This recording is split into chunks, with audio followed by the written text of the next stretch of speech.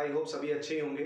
और आज हम वेक्टर का जो सेकंड लेक्चर है वो डालेंगे। +1 क्लास का हमने वेक्टर शुरू किया था जिसमें हमने वेक्टर और वेक्टर के टाइप्स को डिस्कस किया था। आज हम वेक्टर के एडिशन की बात करेंगे, वेक्टर के सब्ट्रैक्शन की बात करेंगे और वेक्टर के मल्टीप्लिकेशन, और उनसे रिलेटेड हम कुछ न्यूमेरिकल भी डिस्कस करेंगे। सो लेट्स सी, देखते हैं। तो बेटा वेक्टर एडिशन शुरू करने से पहले हम बात करेंगे वेक्टर रेजोल्यूशन के ऊपर, ठीक है ना, क्योंकि वेक्टर रेजोल्यूशन है वो थोड़ा थोड़ा यूज होता है बेटा वेक्टर एडिशन के अंदर। तो देखो वेक्टर का जो रेजोल्यूशन होगा, वेक्टर रेजोल्यूशन होगा वो दो तरीके से होगा। एक तो 2 डायमेंशन में और एक होगा बेटा 3 डायमेंशन में। तो पहले 2 डायमेंशन को देख लें। 2 डायमेंशन बहुत आसान सा ही है, ठीक है ना। मान लो हमारे पास कोई एक वेक्टर है, let it will be a vector and it make an angle theta along x axis and that will be y axis। और इस एक वेक्टर की जो वैल्यू है वो x axis के along थीटा बना रही है and this will be represented by OP, ठीक है ना। तो हमें पता है कि किसी वेक्टर को जब हम लिखते हैं ना तो that will be OP vector is equal to a vector. so OP is equal to क्या हो गया बेटा a, ठीक है ना। ये वेक्टर फॉर्म है और ये इसका मैग्नीट्यूड है। तो यहाँ से अगर मैं एक परपेंडिकुलर ड्रॉ करूँ, रेजोल्यूशन ऑफ वेक्टर का मतलब होता है कि इस वेक्टर का कंपोनेंट x के अलोंग कितना होगा, y के अलोंग कितना होगा। अब 2 डायमेंशन में तो 2 ही एक्सिस है ना, तो a का कंपोनेंट मैं x के अलोंग और y के अलोंग जानना चाहता हूँ। तो भाई a का कंपोनेंट हम जब x और y के अलोंग दोनों के अलोंग निकालेंगे तो उसके लिए मैंने एक परपेंडिकुलर ड्रॉ किया बेटा। यहाँ से a का कंपोनेंट x एक्सिस के अलोंग कैसे निकालेंगे मुझे ये पता करना है। यहाँ से मैंने डाल दिया एक पॉइंट m, p से मैंने एक परपेंडिकुलर डाला। इस ट्रायंगल का हम यूज करेंगे। तो ट्रायंगल OPM का जब मैं यूज करूंगा तो इसमें कोस थीटा को पढ़ोगे तो क्या आ जाएगा हमारे पास, ट्रायंगल OPM में कोस थीटा पढ़ोगे तो क्या आएगा, base upon hypotenuse that will B OM upon में, और हाइपोटेन्यूज क्या होगा बेटा OP। तो OM किसके बराबर आ गया, OP की वैल्यू किसके बराबर है, a के। तो ये आ गया OM आ गया a कोस थीटा। तो दरअसल जो OM है ना वो a वेक्टर का मैग्नीट्यूड कंपोनेंट होगा किसके अलोंग बेटा, x एक्सिस के अलोंग, और जिसकी वैल्यू किसके बराबर आई है a कोस थीटा। सिमिलरली जब मैं यहाँ से परपेंडिकुलर डालूंगा that will B point n, it also make an angle theta, ये भी थीटा हो जाएगा। तो यहाँ से जो ट्रायंगल बनेगी हमारे पास OPN, वहां से मैं पढ़ूंगा साइन थीटा पढ़ेंगे तो क्या आएगा बेटा, परपेंडिकुलर अपॉन में बेस।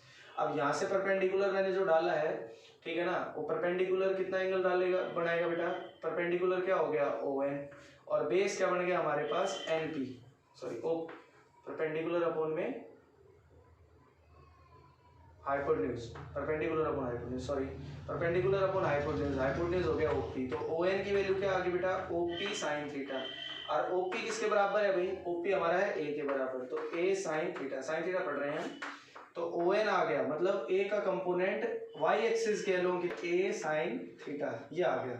तो ये क्या कहता है कि भाई a के कंपोनेंट है वो x एक्सिस और y एक्सिस के अलोंग इस तरह से आ गए। और किसी भी पोजीशन वेक्टर को जब हम लिखते हैं तो पोजीशन वेक्टर कैसे लिखा जाता है, हमें पता है पोजीशन वेक्टर का फॉर्मूला क्या होता है, xi + yj, है ना। 2 डायमेंशन में तो ऐसे ही लिखते हैं।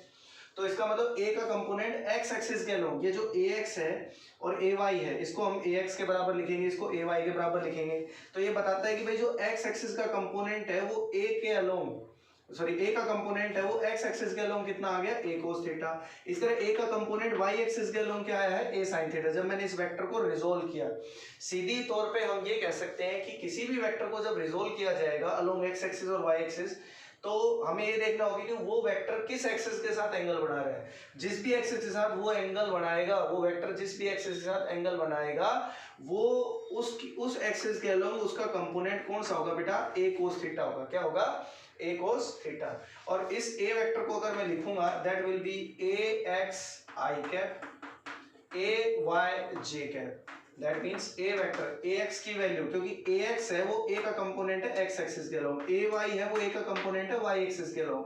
और हम जानते हैं कि x एक्सिस के अलोंग यूनिट वेक्टर होता है कैप और y के अलोंग होता है j कैप। तो इसको बिल्कुल वैसे लिखा गया जैसे पोजीशन वेक्टर। अब ax की वैल्यू अगर यहाँ पर a कोस थीटा है तो y लिखेंगे that will B a sine theta j cap. ये फॉर्मूला हमारे पास बनके तैयार है बेटा, ठीक है ना। ये रेजोल्यूशन कहलाता है 2 डायमेंशन में। अब हम बात करते हैं 3D डायमेंशन की। तो इसको 3D रेजोल्यूशन को समझने के लिए मैं एक पैरेललोपाइड कंसीडर कर लूं। क्या कंसीडर कर लूं बेटा, पैरेललो पाइप हम कंसिडर करें और उस पैरेललो पाइप की जो डायगोनल है वो हम मान लें कि वो है एक वेक्टर, तो ये मान लो x एक्सिस, ये y एक्सिस और ये z एक्सिस। 3D डायग्राम मैंने एक चूज किया जिसमें कोई वेक्टर है ना, वो वेक्टर है वो इस पैरेललो पाइप की कोई डायगोनल को रिप्रेजेंट कर रहा है, जैसे ये that will B OP vector. ये मेरे पास OP वेक्टर है जो A वेक्टर को रिप्रेजेंट कर रहा है और ये x एक्सिस के साथ अल्फा एंगल, y एक्सिस के साथ बेटा बीटा एंगल और z के साथ ये कितना एंगल बना रही है, गामा। ठीक है ना। तो अभी हम पढ़ के आए कि किसी वेक्टर का जिस भी एक्सिस के साथ एंगल बनता है उसके लिए उसका कंपोनेंट क्या होता है, कोस का होता है। तो इस a वेक्टर का कंपोनेंट, अगर a वेक्टर x के साथ अल्फा एंगल बना रहा है तो इसका कंपोनेंट x के अलोंग क्या हो गया, a कोस अल्फा। इसी तरह a वेक्टर अगर y एक्सिस के अलोंग बीटा एंगल बना रहा है तो इसका कंपोनेंट y के अलोंग क्या हो गया, a कोस बीटा। और z के अलोंग अगर ये वेक्टर गामा एंगल बना रहा है तो z के अलोंग इसका कंपोनेंट हो गया a कोस गामा। इसका मतलब क्या हो गया कि x एक्सिस के अलोंग जो कंपोनेंट है a का, मतलब दैट मींस ax, वो क्या हो गया a cos alpha. y axis के अलोंग जो कंपोनेंट है वो क्या हो गया बेटा, a कोस बीटा। और z एक्सिस के अलोंग जो कंपोनेंट है वो क्या हो गया, a कोस गामा। ठीक है ना, ये बन गया। अब ये आगे तीनों component along x axis, y axis and z axis, अगर मैं इनसे कोस अल्फा, कोस बीटा और कोस गामा निकालना चाहूं तो बेटा कोस अल्फा क्या हो गया हमारे पास, ax अपॉन में a, कोस बीटा किसके बराबर हो गया, ay अपॉन में a, और कोस गामा किसके बराबर हो गया, az अपॉन में a। ठीक है ना, ये बन गया हमारे पास। इसको अगर हम स्क्वायर और ऐड कर दें, क्या कर दें, स्क्वायर और ऐड कर दिया मैंने इन तीनों को हम ऐड कर दें तो ऐड करने के बाद जो इक्वेशन बनेगी वो बनेगी कोस स्क्वायर अल्फा, कोस square beta plus cos square gamma किसके बराबर आएगा बेटा, 1। और इसे हम कहते हैं कोसाइन एंगल का जो स्क्वायर होता है, कोसाइन एंगल का स्क्वायर का सम जो होगा वो 1 के बराबर होगा। कोसाइन एंगल के स्क्वायर का सम किसके बराबर होगा बेटा, 1 के बराबर होगा। ठीक है ना, और ये स्क्वायर और ऐड करने पर आएगा। अगर मैं यहाँ से इसको लिखूंगा क्योंकि जो a वेक्टर होगा ना बेटा, दैट मींस जो a वेक्टर होगा वो ax i cap, ay j cap और az k कैप के बराबर होगा। दैट मींस जो a वेक्टर बनेगा वो a cos alpha i cap, a cos beta j cap और a cos gamma k cap, है ना। कुछ न्यूमेरिकल्स होंगे जो इस पर सॉल्व होंगे जिसमें ये वाला फॉर्मूला और ये वाला फॉर्मूला बहुत ज्यादा यूज होगा, क्योंकि किसी ये एक तरह से 3D के अंदर हमने एक पोजीशन वेक्टर लिखा है जिसमें ax, ay और az की वैल्यू मैंने पुट कर दी है। लेकिन अगर मैं इसका स्क्वायर और ऐड कर दूं तो मेरे पास ये फॉर्मूला बनेगा। और एक और है, अगर ये कोस के लिए तो साइन के लिए क्या बनेगा, sine square alpha, sine square beta और साइन स्क्वायर गामा, ये होता है बेटा 2 के बराबर। किसके बराबर होता है, square of the sign angle का सम है वो 2 के बराबर होगा, square of the cosine angle का स्क्वायर का सम है वो किसके बराबर होगा, 1 के बराबर। तो ये हमारे पास है 2 डायमेंशन और 3 डायमेंशन के अंदर वेक्टर प्रॉब्लम। ठीक है ना, वेक्टर का रेजोल्यूशन। अब हम बात करेंगे वेक्टर के एडिशन के बारे में, लेकिन उससे पहले हम एक छोटा सा न्यूमेरिकल इस टॉपिक के ऊपर डिस्कस कर लेते हैं। ठीक है बेटा, तो बेटा जो हमारे पास अगला क्वेश्चन है वो ये कह रहा है कि एक bird move with a velocity of 20 metre per second in the direction make an angle 60 degree. कोई बर्ड है वो 60 डिग्री एंगल के साथ मूव कर रहा है with eastern line and moving with velocity 20 metre per second. तो हम जानते हैं कि हमारे पास 3 साइड्स होती हैं, चार डायरेक्शन होती हैं, ईस्ट, वेस्ट, नॉर्थ और साउथ, और कोऑर्डिनेट हमारे पास 3 होते हैं। क्योंकि जो बर्ड मूव करता है ना वो 3D मोशन में काम करता है। किसमें मूव करता है बेटा, जो बर्ड है वो फ्लाई करेगा, वो 3D मोशन में करेगा। और उसने कहा है कि एक कोई बर्ड है वो ईस्ट डायरेक्शन में मूव कर रहा है, ईस्टर्न डायरेक्शन में, मेक एन एंगल 60 डिग्री। ठीक है ना, और जो आगे कह रहा है वो कह रहा है कि and 60 degree with vertically upward. ठीक है ना, represent the velocity vector in rectangular component form. तो वो कह रहा है कि वेलोसिटी वेक्टर को रेक्टेंगुलर कंपोनेंट फॉर्म में लिखो। तो हमें पता है कि जो बर्ड है वो मूव कर रहा है वो 3D में करेगा, और हमने शुरुआत में बात की है कि वेक्टर के जो रेजोल्यूशन होते हैं 3D में, कोई वेक्टर है उसको रिजोल्व जब हम करते हैं 3D में तो उसका कंपोनेंट जब हम लिखते हैं तो बेटा क्या लिखा जाता है, a cos alpha I cap, a cos beta j cap plus a cos gamma k cap. ठीक है बेटा, तो इसी तरह से हम इस वेलोसिटी वेक्टर को लिखेंगे तो v वेक्टर किसके बराबर हो गया, v cos alpha i cap, v cos beta j cap and v cos gamma k cap, है ना। हमें कह रहा है कि कोई बर्ड है ना वो फ्लाई कर रहा है। अब बर्ड जो फ्लाई करता है ना बेटा वो 3D में करता है। अब बर्ड अगर यूं मूव कर रहा है, सपोज ये ग्राउंड एक्सिस है, ठीक है ना, ग्राउंड प्लेन है, ग्राउंड है, और ये इसका एक्स एक्सिस, ये वाई एक्सिस, और जेड एक्सिस है वो तुम्हारी तरफ है। तो बर्ड जो मूव कर रहा है ना वो दरअसल ग्राउंड से जेड एक्सिस के ऊपर है, जेड इधर है। तो बर्ड है ना, ये मेरा हाथ मान लो बर्ड है, तो ये हो गया एक्स एक्सिस। तो उसने बोला है कि ईस्टर्न लाइन में तो वो 60 डिग्री बना रहा है, मतलब एक्स एक्सिस के अलोंग 60 डिग्री है। ये हम बात कर चुके हैं कि अल्फा बीटा गामा है वो एक्स एक्सिस वाई एक्सिस और जेड एक्सिस के अलोंग एंगल है।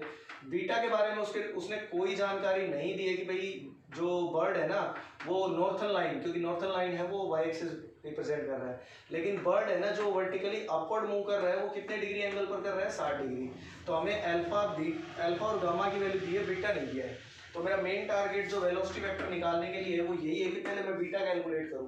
और हमने 3D रेजोल्यूशन में ये पढ़ा है कि जो साइन कोसाइन का स्क्वायर जब हम करते हैं, कोसाइन एंगल के स्क्वायर का जो सम होता है, कोस स्क्वायर अल्फा, कोस स्क्वायर बीटा और कोस स्क्वायर गामा, वो 1 के बराबर होता है। जब मैं इसमें वैल्यू रखूंगा तो कोस स्क्वायर अल्फा की जगह 60, कोस स्क्वायर बीटा मुझे नहीं पता, कोस स्क्वायर गामा की value 60 is equal to 1, that will be equal to 1/4 plus cos square beta plus 1/4 is equal to 1, then cos square beta is equal to कितना आ गया बेटा 1 माइनस 1/4 माइनस 1/4, 1/4 दोनों उधर चले जाएंगे। तो यहाँ से जो कोस स्क्वायर बीटा आएगा वो हमारे पास कितना आएगा बेटा 1/2 आएगा, और कोस बीटा कितना आ जाएगा, इसका अंडर रूट, बेसिकली √2, 1/√2, और कोस बीटा 1/√2 कितने डिग्री पर होता है, जब बीटा की वैल्यू कितनी होती है बेटा 45 डिग्री। तो मेरे पास बीटा का वैल्यू आ चुका है। v वेलोसिटी वेक्टर इसने पहले दिया है, बर्ड का कितना दिया है बेटा 20 मीटर पर सेकेंड। तो यहाँ वैल्यू रख दो, 20 cos 60 i cap plus 20 cos 45 j cap plus 20 cos 60 k cap. Now we solve it, 20 को कॉमन ले लो, cos 60 हो गया 1/2 i कैप, को 20 को बाहर ले लिया मैंने, cos 45 हो गया 1/√2 j कैप, एंड 20 को बाहर ले लिया, cos 60 फिर से 1/2 और k कैप। तो ये बेटा हमारे पास आ गया इसका वेलोसिटी वेक्टर। क्या आ गया, वेलोसिटी वेक्टर। बर्ड जो मूव कर रहा है वो वेलोसिटी वेक्टर के ऊपर मूव कर रहा है। तो बेटा लास्ट लेक्चर में हमने डिस्कस किया था वेक्टर्स को, और आज हम बात करेंगे वेक्टर एडिशन की। तो वेक्टर एडिशन के अंदर हमें पहले ये समझना होगा कि एडिशन कैसे कैसे हो सकता है। दरअसल एक बात आप दिमाग में हमेशा रखें कि सेम वेक्टर में ही ऐड या सब्ट्रैक्ट होगा, ठीक है ना। सबसे मेन पॉइंट यही है वेक्टर एडिशन का। बाकी और भी 2-3 प्रॉपर्टीज आ जाती हैं, जैसे वेक्टर एसोसिएटिव लॉ को फॉलो करता है, कॉम्यूटेटिव लॉ को फॉलो करता है, बट उनके अलावा सबसे मेन प्रॉपर्टी आपको यही ध्यान रखनी है, एडिशन और सब्ट्रैक्शन और मल्टीप्लिकेशन। सभी में मल्टीप्लिकेशन में तो दूसरे वेक्टर से मल्टीप्लाई भी हो सकता है, लेकिन इस बात का ध्यान रखें कि एडिशन और सब्ट्रैक्शन हमेशा सेम वेक्टर का सेम वेक्टर में ही होगा। जैसे अगर मैंने फोर्स का एग्जांपल लिया है तो फोर्स है वो फोर्स में ही ऐड होगी, ना कि वेलोसिटी में ऐड होगी, ठीक है ना, या सब्ट्रैक्ट होगी। तो इस बात का थोड़ा सा ध्यान रखें। तो वेक्टर एडिशन को समझने से पहले हम वेक्टर्स के एडिशन में हम बात करेंगे कि भाई जो वेक्टर्स होते हैं ना वो 2 तरीके से एडिशन हो सकते हैं। कितने तरीके से बेटा, 2 तरीके से ऐड होते हैं वेक्टर को 2 तरीके से ऐड करने का सबसे पहला मेथड है कि वेक्टर है ना, एक तो जब 2 वेक्टर लीनियरली मूव करते हैं तब वेक्टर ऐड होते हैं, और एक जब 2 वेक्टर किसी एंगल के साथ मूव करते हैं तब उनके एडिशन होते हैं। तो जब 2 वेक्टर लीनियरली मूव करेंगे, सपोज मेरे पास ये कोई ए वेक्टर है और इसी की डायरेक्शन में मेरे पास कोई बी वेक्टर है, सपोज बी वेक्टर भी इसी डायरेक्शन में है, तो अगर मुझे इन दोनों का एडिशन देखना है तो इनका रिजल्टेंट वेक्टर जो आएगा वो आएगा ए वेक्टर प्लस बी वेक्टर, क्योंकि जब 2 वेक्टर एक डायरेक्शन में होंगे तो उनका लीनियरली एडिशन होगा। तो वो एडिशन कुछ इस तरह से होगा। जैसे कि एग्जांपल हम लेते हैं कि हमने कंजर्वेटिव और नॉन कंजर्वेटिव 9th क्लास में पढ़ा था। तो जैसे मान लो एक फोर्स इधर काम कर रही है, दैट विल बी 5 न्यूटन, और दूसरी फोर्स भी अगर इधर ही काम कर रही है 15 न्यूटन, तो इस पर नेट फोर्स किसके बराबर आ जाएगी, 15 + 5 that is equal to 20 newton, ठीक है ना, क्योंकि ये दोनों फोर्सेस एक ही डायरेक्शन में काम कर रही है। बेसिकली ये 2 वेक्टर हैं, फोर्स वेक्टर, और वो एक ही डायरेक्शन में मूव कर रहे हैं, एक लाइन के लोग मूव कर रहे हैं। तो एक लीनियरली एडिशन होता है और एक एंगल पर। जब 2 वेक्टर किसी एंगल पर होंगे लाइक दिस, ए वेक्टर और बी वेक्टर, जब दो वेक्टर किसी एंगल पर होते हैं तब उनका एडिशन क्या होगा, जब दो वेक्टर एक लाइन में होते हैं तब उनका एडिशन क्या होगा। तो जब लीनियर एडिशन की हम बात करते हैं, इसकी बात करते हैं लीनियर एडिशन की, तो उस केस के अंदर दो वेक्टर एक लाइन में हो सकते हैं, they are in opposite direction, they are in same direction.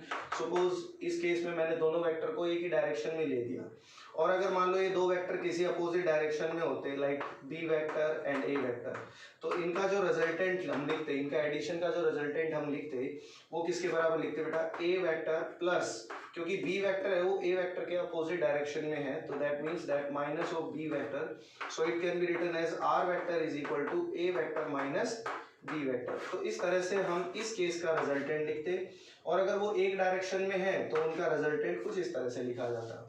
अब बात आती है कि रिजल्टेंट की डायरेक्शन किधर होगी। ऑब्वियस सी बात है कि जब दो वेक्टर जुड़ रहे हैं तो उनका रिजल्टेंट भी, अगर वो दोनों की डायरेक्शन सेम है तो उनका रिजल्टेंट भी उसी डायरेक्शन में होगा, और मैग्नीट्यूड इन दोनों के मैग्नीट्यूड के सम के बराबर होगी। जैसे ए वेक्टर का मैग्नीट्यूड इतना है, बी वेक्टर का मैग्नीट्यूड इतना है, तो रिजल्टेंट वेक्टर का मैग्नीट्यूड लगभग इतना बड़ा होगा, like this. Here it is the R vector, here it is the R vector, इतना आर वेक्टर का मैग्नीट्यूड होगा और डायरेक्शन उन दोनों की तरफ ही होगी। लेकिन इस केस की अगर हम बात करें तो इसमें जो रिजल्टेंट वेक्टर होगा वो जहाँ पर मैग्नीट्यूड ए वेक्टर इतना है, बी वेक्टर इतना है, तो इसमें से एक को घटा दो तो जो हमारे पास रिजल्टेंट वेक्टर होगा वो इतना होगा, क्योंकि जो ए वेक्टर है वो मैग्नीट्यूड में बड़ा है, बट बी वेक्टर है वो इसके अपोजिट है, तो हम उसके मैग्नीट्यूड में से इसको घटा देंगे।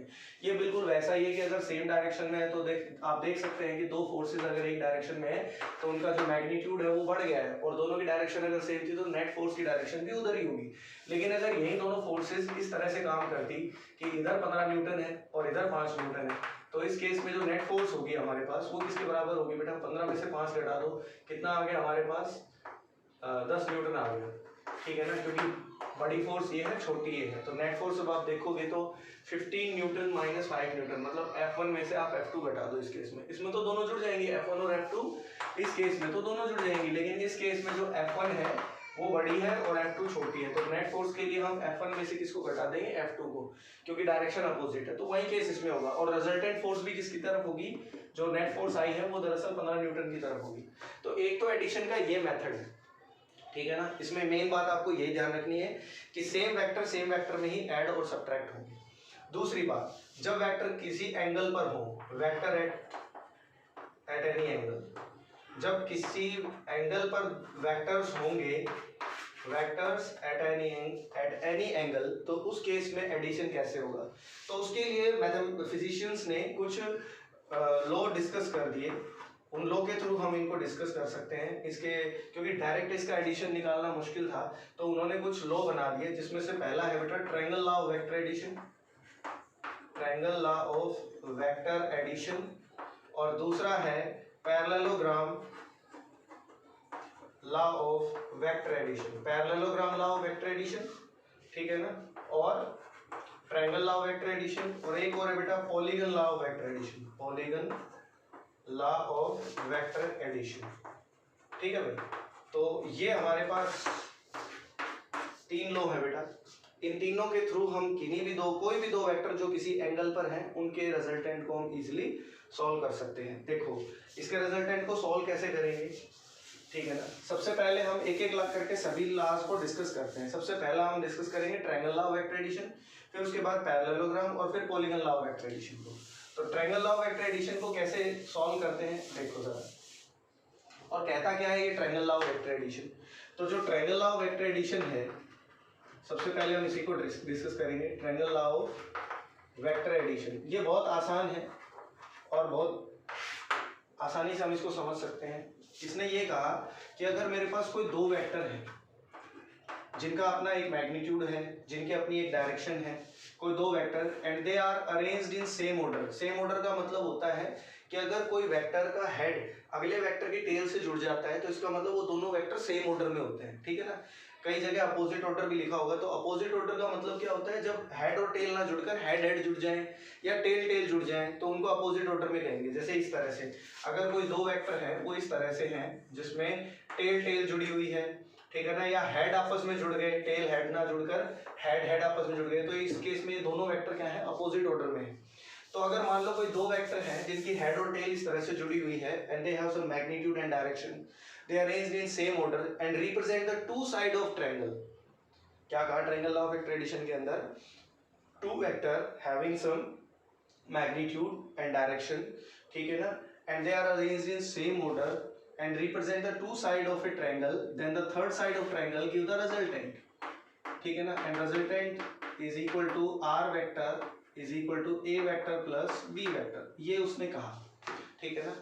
रिजल्टेंट निकालने का एक मेथड और है, एक मेथड क्या है बेटा, एक मेथड तो ये भाई ट्रायंगल लॉ ऑफ ट्रेडिशन में इसने बोल दिया है ना, वरना हम क्या कहते हैं, अगर मान लो दो या दो से ज्यादा वेक्टर्स का एडिशन हमें करना होता है ना, तो सभी वेक्टर जो सेम ऑर्डर में जुड़े हुए हैं, तो फर्स्ट वेक्टर और लास्ट वेक्टर, फर्स्ट वेक्टर की टेल और लास्ट वेक्टर की हेड को जोड़ने वाली जो लाइन होगी ना, वो हमें रिजल्टेंट दे देती है, ठीक है ना।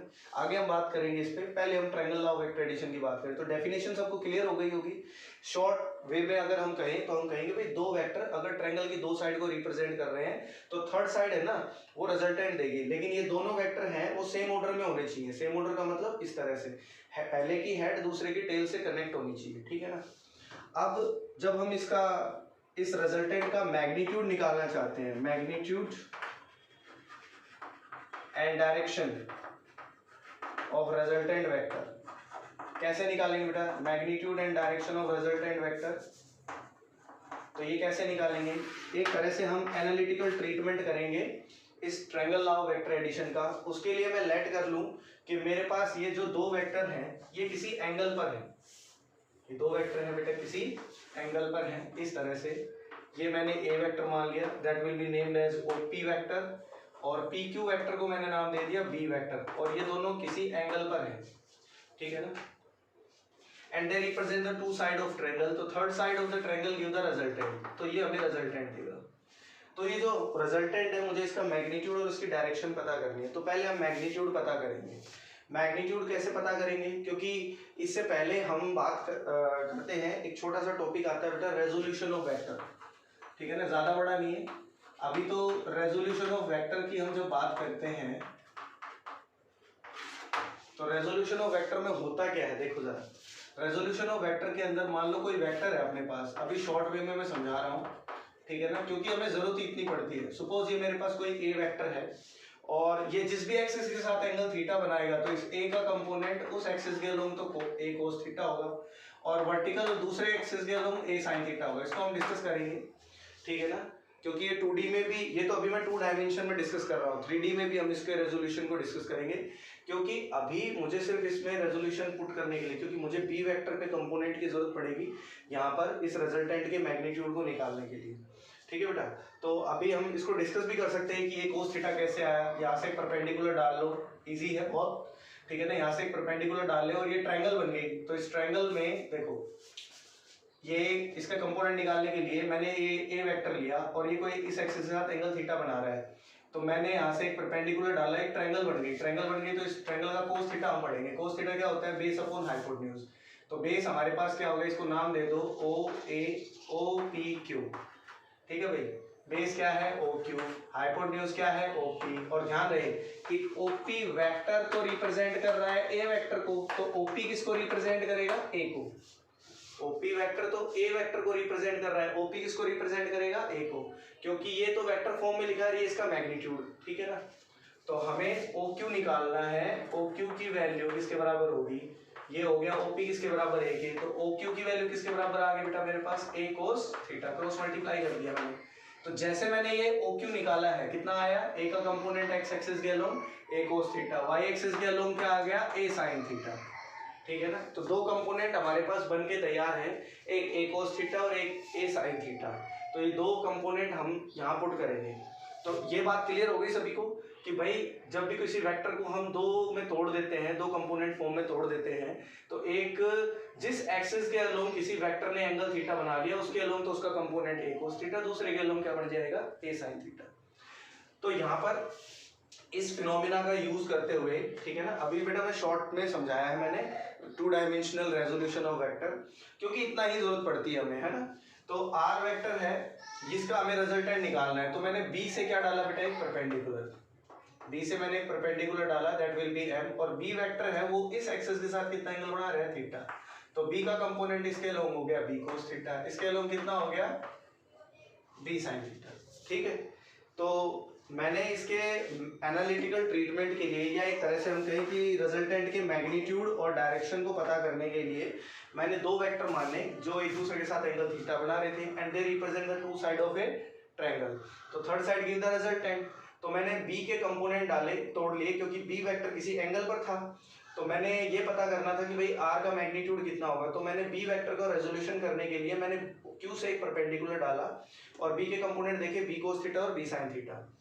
अब यहाँ से जो बड़ी वाली ट्रायंगल है, ट्रायंगल ओ क्यू एम दिख रहा है सभी को, ओ क्यू एम में से मैं पाइथागोरस लगा दूंगा तो क्या आ जाएगा बेटा, O Q is equal to under root O M का square plus M Q M का स्क्वायर, ये बढ़ जाएगा। ओ क्यू है आर के। देखो एक चीज समझनी है, ये बात मैंने तुम्हें भी समझाई कि अगर ओ क्यू वेक्टर है, वो इस डायग्राम को ध्यान से देखोगे, हाँ इस वाले डायग्राम, तो ओ क्यू वेक्टर है वो तो आर वेक्टर के बराबर है। तो ओ क्यू किसके बराबर हो गया बेटा, आर के। ओ क्यू वेक्टर है वो आर वेक्टर के बराबर है, तो ओ क्यू किसके बराबर हो गया, आर के।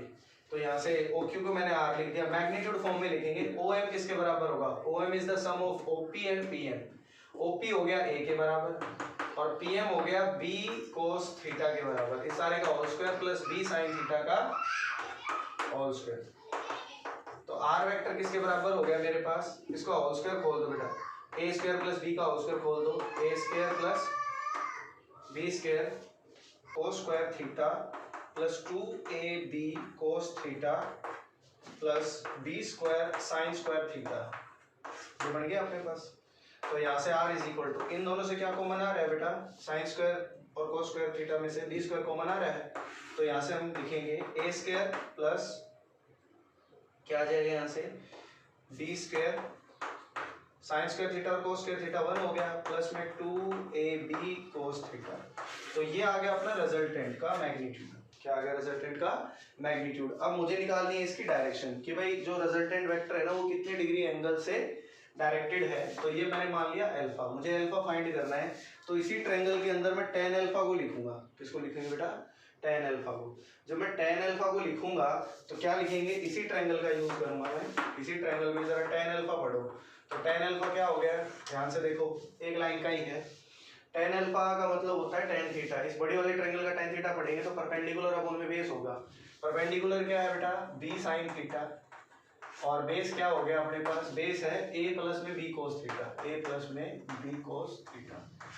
ये है अपने पास इसकी डायरेक्शन, रिजल्टेंट वेक्टर की डायरेक्शन, और ये है बेटा इस रिजल्टेंट वेक्टर का मैग्नीट्यूड। ठीक है ना। इनके ऊपर न्यूमेरिकल भी बहुत सारे आते हैं। तो ये तो हमारा पहला triangle law of vector addition था, जिसमें दो वेक्टर किसी एंगल पर अगर हो और they represent the two side of a triangle, then we have to find the resultant and magnitude, resultant and direction। ठीक है ना, उस रिजल्टेंट का मैग्नीट्यूड और उस रिजल्टेंट की डायरेक्शन हम कैसे फाइंड करेंगे, तो वो हमने देखा। इसी तरह अगर हमारे पास दूसरा हम लॉ देखें, triangle law of vector addition की जगह parallelogram law of vector addition देखें, बिल्कुल इसके जैसा ही है। देखो सेकंड लॉ जो हमारे पास लॉ है वो है parallelogram law of vector addition. तो इसमें कैसे करेंगे बेटा हम parallelogram law of vector addition के अंदर, मान लो कि हमारे पास कोई दो वेक्टर हैं और वो किसी पार्टिकल पर डायरेक्टेड है, पार्टिकल से डायरेक्टेड है, मतलब कोई ओरिजिन पॉइंट है, ठीक है ना, and they represent the two side of a parallelogram. ये बिल्कुल वैसा ही है कि अगर दो पैरेललोग्राम की बात हो रही है तो कोई दो वेक्टर हैं और वो किसी एंगल पर हैं, लाइक दिस, ठीक है ना, और दोनों के बीच में एंगल कितना है बेटा, theta, and they represent the two side of a parallelogram, और एक पार्टिकल से डायरेक्टेड है, ठीक है ना, like this, and they represent the two side of a parallelogram having some magnitude and direction. इनकी मैग्नीट्यूड भी है, डायरेक्शन भी है। तो उस पैरेललोग्राम के जिनके ये दो साइड है, उस पैरेललोग्राम की जो डायगोनल होगी वो हमें क्या दे देगी बेटा, इन दोनों का resultant, that will be R vector is equal to A vector plus D vector. क्योंकि हम वेक्टर एडिशन पढ़ रहे हैं तो जो डायगोनल होगी वो इन दोनों का रिजल्टेंट दे देगी।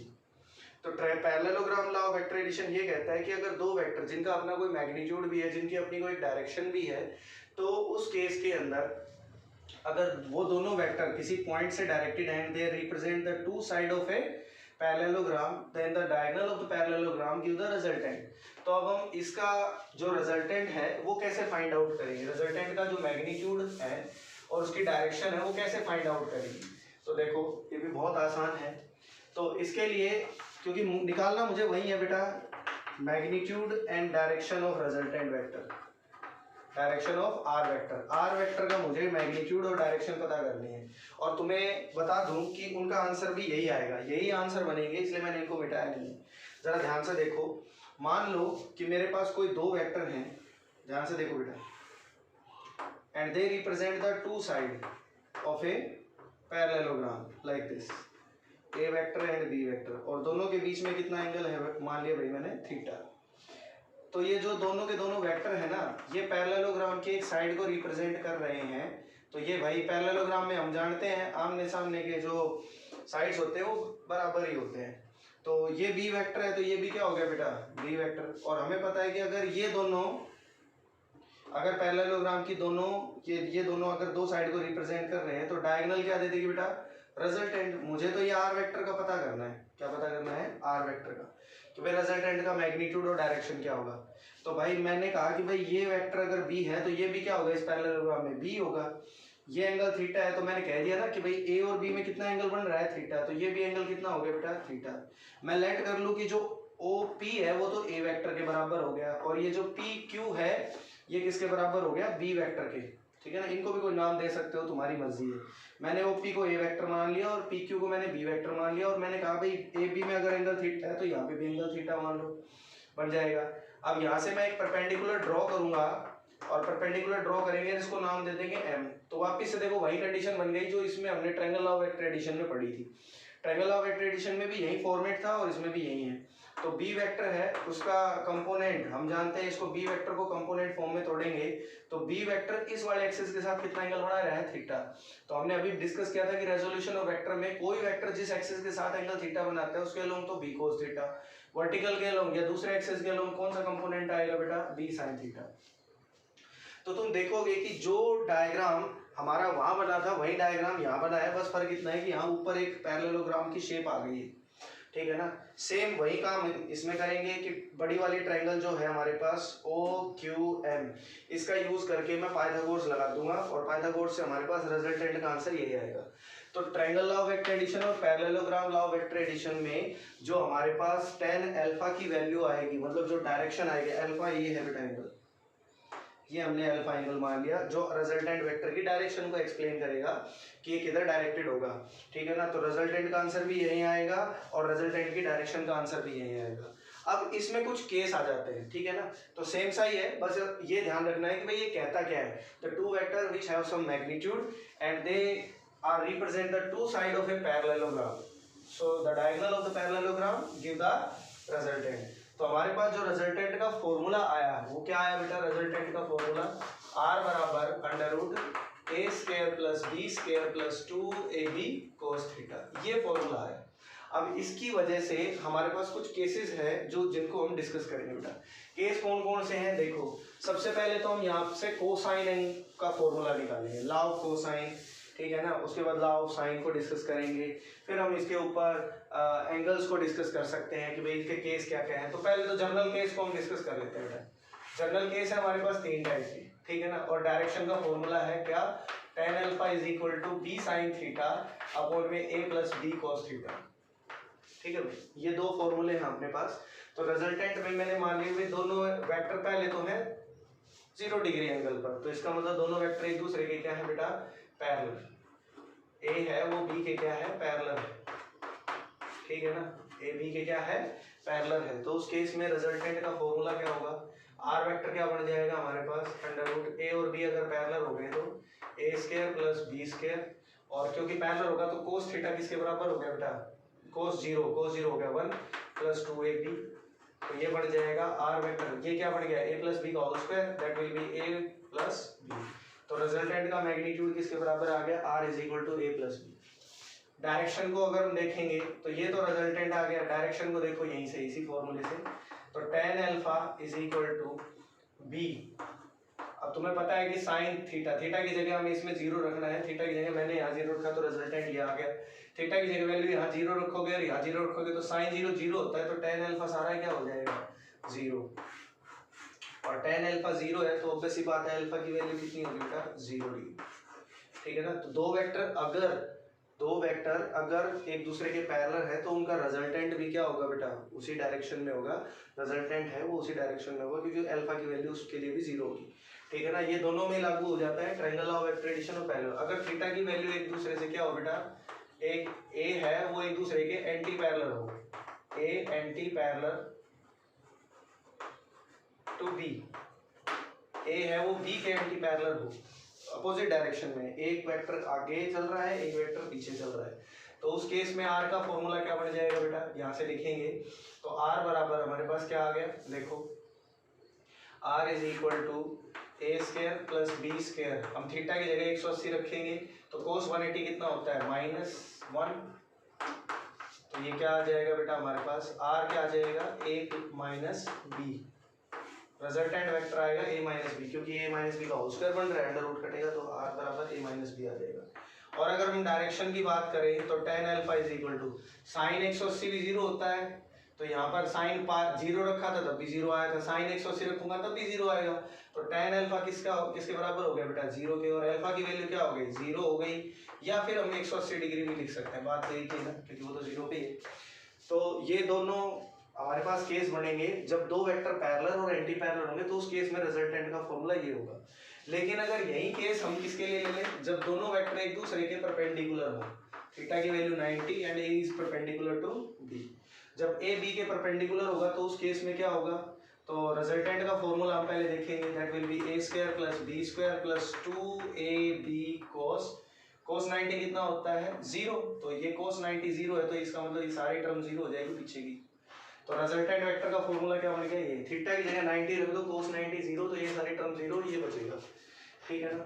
और tan अल्फा की वैल्यू जब हम निकालेंगे तो यहाँ पर थीटा की जगह 90 रखो तो क्या आ गया, b sin 90 divided by a plus b cos 90, अब cos 90 होता है 0, तो ये वाली टर्म 0 हो जाएगी, तो tan अल्फा किसके बराबर आ गया बेटा, b बाय a के, किसके बराबर आ गया, b बाय a के, and alpha is equal to tan inverse b by a, ये तुम्हारा डायरेक्शन बनेगा। तो एक केस तो ये है जो तुम्हें डिस्कस करना है, ठीक है ना, ये याद रखने वाली बात है, आपको ठीक तरीके से ये पता होना चाहिए कि दो वेक्टर परपेंडिकुलर होंगे तो सीधा ध्यान रखो कि रिजल्टेंट ये होता है, डायरेक्शन ये होती है, दो वेक्टर पैरेलल होंगे तो रिजल्टेंट ये होगा, डायरेक्शन ये होगी, दो वेक्टर एंटी पैरेलल होंगे तो रिजल्टेंट ये होगा a माइनस बी, जो पहले बता चुका हूँ मैं लीनियर वे में कि लीनियर जब दो वेक्टर लीनियरली ऐड होंगे या अपोजिटली ऐड होंगे तो उनमें यही रिजल्टेंट निकलता है। डायरेक्शन का भी हमने बता दिया है। अब इसी फॉर्मूले को अगर मैं ध्यान से देखूं, जरा ध्यान से देखो, r का जो फॉर्मूला है उसको स्क्वायर कर दो बेटा दोनों तरफ, रिजल्टेंट के फॉर्मूले का मैं स्क्वायर कर दूं तो ये 2ab cos थीटा आ जाएगा, तो मैं दोनों वेक्टर के एंगल को भी निकाल सकता हूं यहाँ से, तो cos थीटा किसके बराबर हो गया हमारे पास, r square minus a square minus b square divided by 2ab, यही बनेगा। इसको हम कहते हैं लॉ ऑफ कोसाइन, क्या कहते हैं बेटा इसको, लॉ ऑफ कोसाइन, ये लॉ ऑफ कोसाइन है जो दो वेक्टर के बीच का एंगल निकालने के काम होता है। अब इसी तरह से अगर मैं यहाँ पर लॉ ऑफ साइन भी निकाल सकते हैं, देखो कैसे निकालेंगे, ये भी बहुत आसान है। जो हमने पैरेललोग्राम के लिए जो डायग्राम बनाया था वो डायग्राम हमें फिर से देखना होगा, ठीक है, वो डायग्राम हम फिर से देखेंगे तो क्या आएगा, देखो बेटा भाई हमने कहा था कि ये दो वेक्टर ऐसे हैं, है ना, लाइक दिस, ये रिजल्टेंट था r वेक्टर, ये b वेक्टर था, दोनों के बीच में एंगल थीटा था, ये अल्फा था, अभी बनाया था वही है बेटा, ये q, ये p, ये o, यहाँ से परपेंडिकुलर डाला था, ये भी b वेक्टर बन गया, है ना, ये m था, that will B b cos theta, तो b एंगल थीटा था, और ये क्या बन गया था, b sin थीटा। अब जरा ध्यान से देखो, क्योंकि इस डायग्राम को देखने पर पैरेललोग्राम का जो एनालिटिकल ट्रीटमेंट का जो डायग्राम था वही हमने फिर से बना दिया है, और क्योंकि parallelogram law of vector addition या triangle law of vector addition दोनों केस में जो रिजल्टेंट और डायरेक्शन का फॉर्मूला होगा वो सेम होगा, तो हमने ये फॉर्मूला बनाया बेटा, ये डायग्राम बनाया है ना, तो इस डायग्राम की हेल्प से हम कैसे निकालेंगे साइन, लॉ ऑफ साइन को कैसे कैलकुलेट करेंगे, बहुत आसान है। जरा तुम r को देखो, r कितना एंगल बना रहा है, अल्फा, r कितना एंगल बना रहा है, x एक्सिस के अलोंग अल्फा एंगल बना रहा है, ठीक है बेटा। और अगर मैं इस ट्रायंगल को देखो ध्यान से, ट्रायंगल OQM को ऐसे, तो ये है r वेक्टर, ये है OM जो किसके बराबर है, a वेक्टर ये है a plus B cos theta, मतलब ये चीज है ना वो a plus B cos theta, ये क्या है a प्लस बी, सॉरी ये वाली चीज है b साइन थीटा के बराबर। तो r है वो कितना एंगल बना रहा है अल्फा, तो r का कंपोनेंट अगर मैं r को रिजोल्व करूं तो क्या होगा बेटा यहाँ पर r कोस अल्फा, ये क्या आएगा r साइन अल्फा। तो तुम देख रहे हो कि r का वो कौन सा कंपोनेंट है जो y एक्सिस के अलोंग है, मतलब इस वाले एक्सिस के अलोंग है, वो r साइन अल्फा, और इसी डायरेक्शन में b का कंपोनेंट है that will B b sine theta. तो इसका मतलब हम ये कह सकते हैं कि जो r साइन, अब दो वेक्टर एक ही डायरेक्शन में है, दोनों वेक्टर एक डायरेक्शन में है, तो भाई r साइन थीटा है वो, सॉरी r साइन अल्फा है वो किसके बराबर है बेटा, b साइन थीटा की। तो एक चीज तो यहाँ से ये क्लियर हो गई, कैसे, देखो b का कंपोनेंट तो इसके अलोंग था ही, ठीक है ना, मैंने r के कंपोनेंट रिजोल्व किए तो मैंने देखा कि r का वो कौन सा कंपोनेंट है जो इस b sin थीटा के अलोंग है, अलोंग है तो इसका मतलब पैरेलल है, दोनों बराबर है, मैग्नीट्यूड तो दोनों की सेम ही है, जितना ये है उतना ये है, उसी डायरेक्शन में ही है बस, तो ये आ गया। अब यहाँ से सिमिलरली एक चीज तो ये क्लियर हुई, दूसरा यहाँ से अगर मैं एक परपेंडिकुलर डालूं, क्या डाले बेटा एक परपेंडिकुलर, तो तुम a का कंपोनेंट देखो, अब यहाँ पर एक ट्रायंगल बन गई, देखो यहाँ पर एक ट्रायंगल और बन गई, इस ट्रायंगल के अंदर ऐसे ये है a वेक्टर, ध्यान से देखो बेटा, और ये एंगल अल्फा, ये परपेंडिकुलर, तो a का कंपोनेंट a है वो इस बार इस एक्सिस के साथ कितना एंगल बना रहा है अल्फा, तो a का कंपोनेंट इसके अलोंग a कोस अल्फा, इसके अलोंग a साइन अल्फा, है ना, a का कंपोनेंट इसके अलोंग आएगा a साइन अल्फा, इस वाले एक्सिस के अलोंग, ठीक है ना। और इसी तरह अगर मैं मान लूं कि ये एंगल अल्फा है तो इधर मैंने लेट कर लिया कि ये एंगल क्या है बेटा बीटा, अब b का कंपोनेंट इस एक्सिस के अलोंग तो हो गया b कोस थीटा, और इसके अलोंग कितना आ गया b साइन बीटा, b का कंपोनेंट इसके अलोंग तो कोस का होगा और इसके अलोंग क्या होगा साइन का, क्योंकि दूसरी ट्रायंगल है वो यहाँ ऐसे बन रही है। अब ये b वेक्टर है, ये एंगल अगर बीटा है तो इसका कंपोनेंट इसके अलोंग तो आएगा b कोस बीटा, और इसके अलोंग क्या आएगा बेटा, ये इस ट्रायंगल का, दोनों ट्रायंगल का ये कॉमन एक्सिस है, कॉमन एक्सिस है तो दोनों का मैग्नीट्यूड क्या होगा बराबर। अब a का कंपोनेंट इसके अलोंग है a sin अल्फा, इसी तरह b का कंपोनेंट क्या आएगा इसी एक्सिस के अलोंग b sin बीटा। तो क्या समझ में आया यहाँ से कि जो a sin अल्फा है वो किसके बराबर आ गया बेटा b sin बीटा के, ठीक है ना। ये वेक्टर रेजोल्यूशन है, और वेक्टर रेजोल्यूशन के अंदर हम क्या कर रहे हैं कि एक चीज तुम्हें ध्यान रखनी है, टू डायमेंशन में हो रहा है, वेक्टर्स में हम टू डायमेंशन की बात क्यों करते हैं मैं पहले डिस्कस कर चुका हूँ प्रीवियस वीडियो में। तो कोई भी वेक्टर को जब रिजोल्व किया जाता है तो टू डायमेंशन रेजोल्यूशन में मैंने तुम्हें अभी समझाया कि बेटा जिस भी एक्सिस के अलोंग ये कोई भी वेक्टर एंगल थीटा बनाएगा, कोई भी एंगल बनाएगा उस एक्सिस के अलोंग तो उसका कंपोनेंट होगा कोस का, और दूसरे एक्सिस के अलोंग होगा साइन का। तो अब यहाँ पर a वेक्टर है ना वो इस एक्सिस के साथ कितना एंगल बना रहा है अल्फा, तो और यहाँ से मैंने एक परपेंडिकुलर डाल दिया इस p से, तो a का कंपोनेंट इसके अलोंग a कोस अल्फा, इसके अलोंग a साइन अल्फा। इसी तरह b वेक्टर है वो अगर मैं मान लूं कि ये एंगल बीटा है लाइक दिस, तो b का कंपोनेंट इस एक्सिस के अलोंग इस ट्रायंगल में, या ऊपर एक ट्रायंगल बन गई है इस तरह से, तो b का कंपोनेंट इस एक्सिस के अलोंग b कोस बीटा, और इसके अलोंग क्या आ गया b साइन बीटा। अब ये दोनों जो a साइन अल्फा और b साइन बीटा है दोनों का मैग्नीट्यूड बराबर है, ठीक है ना, मैग्नीट्यूड बराबर है, तो ये बात हो गई। तो इसका मतलब ये इसके बराबर ये इसके बराबर, तो ये तीनों आपस में बराबर होंगे, तो इनका क्रॉस मल्टीप्लाई करेंगे तो क्या आ जाएगा बेटा r अपॉन में साइन थीटा और b अपॉन में sine alpha is equal to a upon में, और ये नीचे आ जाएगा साइन बीटा। तो ये इस तरह से हम कहेंगे कि भाई ये जो दोनों वेक्टर्स हैं, ठीक है ना, ये दोनों वेक्टर्स के जो कंपोनेंट्स हैं r और b का कंपोनेंट आपस में बराबर है, इसी तरह a और b का ये कंपोनेंट आपस में बराबर, क्योंकि r है वो कितना एंगल बना रहा है इस बड़ी वाले ट्रायंगल के साथ, ये बड़ी वाले ट्रायंगल के साथ, इस ट्रायंगल के साथ अल्फा एंगल बना रहा है, तो r का कंपोनेंट इस एक्सिस के अलोंग क्या हो गया r sin अल्फा, इस पूरे एक्सिस के अलोंग क्या हो गया r cos अल्फा। अब ये दोनों बराबर हैं, इसी तरह मैंने इन दोनों को बराबर कर दिया, और बराबर कराया तो ये भाई आपस में क्रॉस मल्टीप्लाई करूंगा तो ये फॉर्मूला बन जाएगा, इसको बोलेंगे हम बेटा लॉ ऑफ साइन, क्या बोलेंगे लॉ ऑफ साइन, ठीक है ना। अब ये तो बात हुई जब दो वेक्टर इस तरह से दिए गए हैं। अब बात आती है कि अगर मान लो ये दोनों वेक्टर या दो से ज्यादा वेक्टर रिजल्टेंट जीरो कब देंगे, दो या दो से ज्यादा वेक्टर रिजल्टेंट जीरो कब देंगे, वो जीरो रिजल्टेंट तब मिलता है जब वो एक कंप्लीट लूप बना ले, क्लोज लूप बना ले। जैसे मान लो कि दो वेक्टर हैं, मैंने कहा कि भाई दो वेक्टर या तीन वेक्टर या चार वेक्टर इस तरह से अरेंज है कि वो इस तरह से अरेंज है, जैसे ए बी सी ये तीन वेक्टर हमने इस तरह से अरेंज कर दिए, ये सेम ऑर्डर में है। अगर 3 से ज्यादा वेक्टर या 4 वेक्टर 5 वेक्टर अगर वो सेम ऑर्डर में अरेंज हो, किसमें अरेंज हो, सेम ऑर्डर में, और जो लास्ट वेक्टर है ना वो इनिशियल वेक्टर की टेल को टच कर दे, जैसे मान लो 5 वेक्टर है या 4 वेक्टर है, A B C D vector, और ये है अपने पास ई वेक्टर, ये 5 वेक्टर थे। इन पांचों वेक्टर को बेटा मैंने इस तरह से अरेंज कर दिया कि पहले वेक्टर की टेल को लास्ट वेक्टर के हेड ने टच कर लिया, और ये सारे देखो सेम ऑर्डर में है, किसमें है, सेम ऑर्डर में है। तो इस केस में इन सभी वेक्टर का जो रिजल्टेंट होगा वो कितना होगा, 0। ये बात आपको ध्यान रखनी है, ठीक है ना, कि कोई भी रिजल्टेंट है ना वो 0 कब हो सकता है, उसकी कंडीशन है ये। तो पहली बात तो ये हो गई अपने पास, ठीक है भाई, कि 2 वेक्टर है इनका रिजल्टेंट 0 कब हो सकता है, 2 या 2 से ज्यादा वेक्टर्स हों उनका रिजल्टेंट 0 कब होगा, जब उनका रिजल्टेंट वेक्टर या जो लास्ट वेक्टर है ना वो पहले वेक्टर की टेल को टच कर दे and they are arranged in same order, all vector are arranged in same order.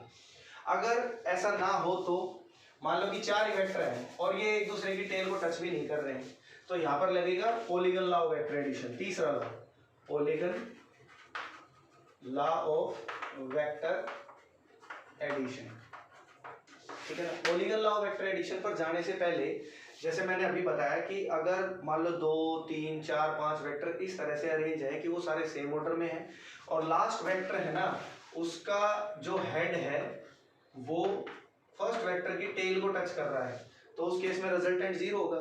ये तो है सारे क्लोज लूप में। अगर मान लो कि ये तीनों वेक्टर, अगर कोई 2 या 2 से ज्यादा वेक्टर या 3 वेक्टर एक पॉइंट पर डायरेक्टेड हो और तीनों की डायरेक्शन अलग अलग हो, अब ये तो सारे एक जैसे एक ही लूप में हो गए ना सेम ऑर्डर में। अगर मान लो कि ये 3 वेक्टर है अपने पास, मान लो ये F1 वेक्टर है, ये F2 वेक्टर है, ये F3 वेक्टर है और ये एक ही पॉइंट पर डायरेक्टेड है लेकिन डायरेक्शन तीनों की क्या है, अलग अलग, and they make some angle.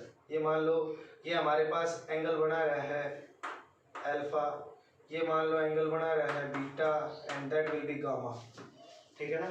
F1 के सामने वाला एंगल अल्फा ले लो, F2 के सामने वाला एंगल बीटा ले लो और F3 के सामने वाला एंगल गामा ले लो। 3 वेक्टर है वो एक ही पॉइंट से डायरेक्टेड है but they have different direction. तो इसके लिए एक लेमी थ्योरम लिखी गई बेटा, क्या लिखी गई, लेमी थ्योरम, ठीक है ना। लेमी थ्योरम लिखी गई। लेमी थ्योरम ये कहती है कि भाई किन्हीं भी ये एक तरह से कॉन्ग्रेंट फोर्सेस के लिए लिखा गया था, या हम कहें इक्विलिब्रियम सिस्टम के लिए लिखा गया था जिसमें नेट फोर्स का इफेक्ट 0 हो जाए, ठीक है ना। लेमी थ्योरम जो लिखी गई थी वो उन वेक्टर्स के लिए लिखी गई थी जिसमें नेट रिजल्टेंट आंसर कितना हो बेटा, 0। जैसे मान लो कि एक पॉइंट है, इस पर 3 फोर्स काम कर रहे हैं और इन तीनों फोर्सेस का सम अगर 0 हो जाए तो उस केस में हम लेमी थ्योरम लगा देते हैं। और लेमी थ्योरम ये कहती है कि किसी भी फोर्स के सामने का जो एंगल होगा, साइन एंगल होगा, वो उसके डायरेक्टली प्रोपोर्शनल होगा। जैसे F1 है ना वो किसके डायरेक्टली प्रोपोर्शनल होगा, साइन अल्फा के। F2 है ना वो किसके डायरेक्टली प्रोपोर्शनल होगा, साइन बीटा के, है ना। तो और F3 होगा वो किसके डायरेक्टली प्रोपोर्शनल होगा बेटा, साइन गामा के। तो ये 3 वेक्टर है अपने पास। लेमी थ्योरम लिखी गई थी एक ऐसे सिस्टम के लिए जिसमें रिजल्टेंट है ना वो 0 हो जाए। क्या हो जाए बेटा, रिजल्टेंट 0। जैसे मान लो 3 वेक्टर हैं, या मैंने यहाँ बात की है 3 फोर्सेस की, तो अगर मान लो एक तरह से कॉन्ग्रेंट फोर्सेस के ऊपर लिखी गई थी एक तरह से लेमी थ्योरम। जैसे अगर नेट फोर्सेस, ये 3 फोर्सेस हैं, इन तीनों फोर्सेस को मैंने एक पार्टिकल से दिखाया है कि भाई ये तीनों फोर्स एक पार्टिकल पर लगी हुई हैं, लेकिन इन तीनों फोर्सेस का रिजल्टेंट है वो 0 है। तो लेमी थ्योरम लगा दी। लेमी एक साइंटिस्ट का नाम, जिन्होंने ये कहा था कि भाई जो फोर्सेस लगाई गई हैं इस पार्टिकल के ऊपर, वो फोर्स उसके सामने वाले साइन एंगल के डायरेक्टली प्रोपोर्शनल होगी, जिसकी वजह से जो लेमी थ्योरम लिखी गई वो क्या लिखी गई, F1 अपॉन में साइन अल्फा, F2 अपॉन में sign beta and F3 upon में साइन गामा। क्योंकि इनको अगर हम क्रॉस मल्टीप्लाई करेंगे तो आपस में ये आएगी और ये तीनों फोर्सेस का मैग्नीट्यूड आपस में क्या होगा बेटा, बराबर होगा। इस तरह से इनका रेशियो इस तरह से बराबर होगा। तो ये लेमी थ्योरम कही गई थी। ये 3 फोर्सेस हैं जो अलग अलग डायरेक्शन में अलग अलग एंगल पर हैं, तो हम फोर्स कैसे निकालेंगे, रिजल्टेंट कैसे निकालेंगे, एंगल कैसे निकालेंगे। जब ये सारे क्लोज लूप में होंगे तो रिजल्टेंट वेक्टर 0 का होगा, ये उसकी बात होगी। अब बात करते हैं तीसरे वेक्टर एडिशन लॉ की, जिसका नाम है बेटा हमारे पास, क्या नाम है भाई, polygon law of vector addition. Polygon law of vector addition ये कहता है कि अगर 2 या 2 से ज्यादा वेक्टर इस तरह से अरेंज हैं, मतलब दो से ज्यादा वेक्टर। अब दो वेक्टर तक तो हम या तो triangle law of vector addition लगा सकते हैं या parallelogram law of vector addition, और लगभग न्यूमेरिकल में यही लगेंगे, ठीक है ना। Polygon law of vector addition के लिए दो से ज्यादा वेक्टर अगर मुझे दिए गए हैं, they are arranged in same order like this, तो उस केस में जो लास्ट वेक्टर है उसके हेड और फर्स्ट वेक्टर के टेल, इनको जोड़ने वाली जो वेक्टर होगी वो हमें रिजल्टेंट देगी। जैसे लास्ट वेक्टर की टेल और फर्स्ट वेक्टर की हेड को जोड़ने वाला जो वेक्टर होगा वो हमें रिजल्टेंट देगा। And that R vector is equal to A vector plus B vector plus C vector and plus D vector. इसको रिजल्टेंट को निकालना बहुत आसान है। मैं सबसे पहले ए और बी पर triangle law of vector addition लगा दूं। एक बात ध्यान रखना कि triangle law of vector addition तभी लगता है जब दो वेक्टर किसमें हो बेटा, सेम ऑर्डर में, और तीसरी साइड क्या दे देगी, रिजल्टेंट। मतलब ए और बी के हेड टेल देखो आपस में जुड़ी हुई है इस तरह से, तो सेम ऑर्डर में हो गई, तो इसकी थर्ड साइड रिजल्टेंट देगी। अब ए इन दोनों का जो रिजल्टेंट है वो सी के साथ triangle law of vector addition लगाएगा, तो क्योंकि ये है A vector plus B vector जिसके हेड सी के टेल से जुड़ी हुई है, और अब इन दोनों पर अगर मैं triangle law of vector addition लगाऊंगा तो ये हमें थर्ड साइड रिजल्टेंट दे देगी, A vector plus B vector plus C vector. अब इस पर अगर मैं triangle law of vector addition लगाऊंगा तो रिजल्टेंट अभी ये मिल जाएगा, A plus B plus C plus D. तो ये बहुत आसान है, ये कहीं ज्यादातर पूछा भी नहीं जाता। ओके ओके, ये ठीक है ना। आपको मेन जो चीज अभी मैंने समझाई है, triangle law of vector addition और parallelogram law of vector addition, उस पर आपको फोकस रखना है, ठीक है। तो अब इस पर हम कुछ न्यूमेरिकल डिस्कस करते हैं। दो वेक्टर सेम डायरेक्शन में हो या किसी डिफरेंट डायरेक्शन में हो तो उनके बीच में एडिशन किस तरह से किया जाएगा। अब हम बात करते हैं सब्ट्रैक्शन की। सिंपल सा मेथड है, बहुत आसान सा है। अगर एडिशन के अंदर हम ये कह रहे हैं कि जैसे ये दो वेक्टर है, ए वेक्टर और B vector, it make an angle theta, ठीक है ना। यहाँ से अगर ये पैरेललोग्राम की एक साइड को रिप्रेजेंट कर रहे हैं तो resultant is equal to A vector plus B vector, है ना। ये बात हमने की। लेकिन अगर मान लो मुझे दोनों वेक्टर अगर अपोजिट डायरेक्शन में हो, सपोज ये तो है ए वेक्टर और ये है बी वेक्टर, इधर डायरेक्शन में है। अगर मान लो ये ए वेक्टर है, अगर बी वेक्टर ऊपर है, तो ऑब्वियस सी बात है इस ओरिजिन के बी वेक्टर का जो नेगेटिव वाला मैग्नीट्यूड है या नेगेटिव डायरेक्शन है इस बी वेक्टर की, वो नीचे की तरफ होगी। अगर बी वेक्टर पॉजिटिव ऊपर है तो बी वेक्टर कहाँ होगा, माइनस बी वेक्टर कहाँ होगा बेटा, नीचे की तरफ, that will be minus B vector. और अब इन दोनों में जो एंगल हो गया वो कितना हो गया, 180 माइनस थीटा, क्योंकि थीटा एंगल ये है, तो देखो ये ऐसे होगा ना, ये बी वेक्टर है तो ये हो गया माइनस बी वेक्टर। इफ ए और बी में अगर एंगल थीटा था तो ए वेक्टर और माइनस बी वेक्टर में कितना एंगल हो गया, 180 माइनस थीटा। तो अब मैं अगर इन दोनों का रिजल्टेंट लिखूंगा पैरेललोग्राम ड्रॉ करके like this, that will be R vector, तो वो लिखा जाएगा A vector plus minus of B vector. क्या लिखेंगे, A vector plus of plus minus of B vector, that will be R vector is equal to A vector minus B vector. और अब ए और minus B vector में कितने degree का angle है, 180 minus B theta. तो इसके लिए रिजल्टेंट मैग्नीट्यूड का फॉर्मूला क्या होगा हमारे पास, that will be A square plus B square minus 2ab cos theta. ध्यान दें इस बात पर कि अगर ये दो वेक्टर ऐसे लिखे जाते, जैसे पहले लिख रहे थे हम, ठीक है ना, तो उस केस में तो रिजल्टेंट होता है a square plus B square plus 2ab cos theta. अगर b वेक्टर ऊपर है तो माइनस b वेक्टर कहाँ होगा, नीचे। a वेक्टर इधर है तो माइनस a वेक्टर इधर होगा। तो मैंने मान लिया कि अगर b वेक्टर ऊपर है तो माइनस b नीचे होगा, और माइनस b वेक्टर के साथ a वेक्टर कितना एंगल बनाएगा, जैसे ये वेक्टर था, ये ऊपर वाला अगर मेरे पास एंगल थीटा था तो बचा हुआ एंगल कितना होगा, 180 माइनस थीटा। नीचे एक पैरेललोग्राम ड्रॉ करूंगा, इसके नीचे ही यहाँ पे जो मैंने ड्रॉ करके दिखाया है, अगर मैं ये एंगल पैरेललोग्राम ड्रॉ करूंगा तो इसका रिजल्टेंट किसके बराबर होगा, ए वेक्टर माइनस बी वेक्टर। और जब मैं एंगल जो फॉर्मूला होता है ना हमारे पास, A square plus B square plus 2ab cos theta, तो थीटा की जगह मैंने क्या लिखना है, 180 माइनस थीटा। और cos 180 माइनस थीटा किसके बराबर होगा बेटा, माइनस cos थीटा के बराबर, वो है मैंने यहाँ रख दिया है। तो ये फॉर्मूला बन गया। इसी से हम डायरेक्शन भी निकाल लेंगे, that will be tan alpha is equal to b sin L theta divided by a plus a minus b cos theta. जहाँ प्लस था बस वहाँ पर माइनस आ जाएगा, ठीक है ना, क्योंकि जहाँ जहाँ थीटा था ना बेटा, अब मुझे वहाँ थीटा की जगह क्या रखना होगा, 180 माइनस थीटा। तो यहाँ पर a plus b cos theta था, थीटा की जगह मैंने 180 माइनस थीटा रखा, तो a minus b cos theta हो गया, क्योंकि वो cos 180 माइनस थीटा किसके बराबर होगा, माइनस cos थीटा के। तो ये हमारे पास कुछ टॉपिक्स थे, ठीक है ना, जिसमें हमने एडिशन पढ़ा, सब्ट्रैक्शन पढ़ा।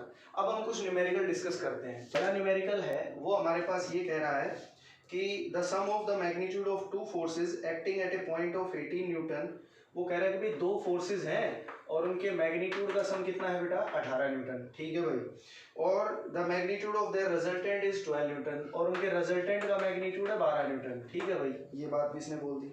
If the resultant make an angle 90 degree, अगर रिजल्टेंट है वो 90 डिग्री एंगल बनाए with the force of smaller magnitude, what is the magnitude of two forces, तो वो ये सवाल कह रहा है बेटा।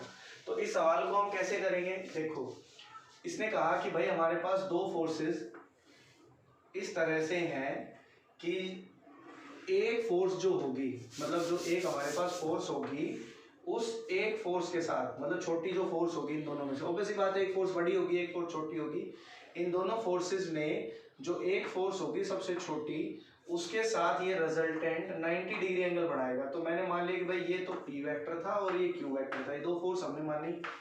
Late P and Q are the two forces whose magnitude का सम, जिसके मैग्नीट्यूड का सम है 18, उनके रिजल्टेंट का सम है 12, और ये हमने एक पैरेललोग्राम ड्रॉ किया इस तरह से, ठीक है ना। तो आप देख रहे हो कि R वेक्टर है वो P के साथ कितना एंगल बना रहा है 90 degree angle, and it make an angle theta. तो पैरेललोग्राम है तो बेटा ये Q है तो ये भी कितना होगा, Q ही होगा ना, ये Q वेक्टर है तो ये भी क्या होगा Q वेक्टर पैरेललोग्राम में। और डायगोनल रिजल्टेंट देखिए, रिजल्टेंट इस तरह से है कि वो एक छोटी फोर्स के साथ 90 डिग्री एंगल बना रहे। तो अकॉर्डिंग टू द जो क्वेश्चन हमें दिया गया है उस क्वेश्चन के हिसाब से मैंने यहाँ पर डायग्राम प्लॉट कर दिया है। अब देखो जरा इसको कैसे सॉल्व करेंगे। मैं इस वाले ट्रायंगल के ऊपर पाइथागोरस लगा दूं तो पाइथागोरस क्या होगी इस ट्रायंगल के ऊपर, q square is equal to that will be r square plus p square, ये बन गया, that will be q square minus p square किसके बराबर हो गया बेटा r स्क्वायर के। अब यहाँ पर a माइनस बी का a square minus b square का होल स्क्वायर खोल लेंगे तो q माइनस p और q plus p is equal to r square. अब हमें पता है कि भाई p प्लस क्यू लिखो चाहे q प्लस p लिखो, ये तो 18 के बराबर है, r की वैल्यू 12 है, 12 का स्क्वायर करोगे तो 144 हो जाएगा, और यहाँ पर आ जाएगा q माइनस p। तो q minus p is equal to कितना बन गया बेटा हमारे पास 144 डिवाइडेड बाई 18। इसको सॉल्व कर दो, कितने पे जाएगा 8 पे चला जाएगा।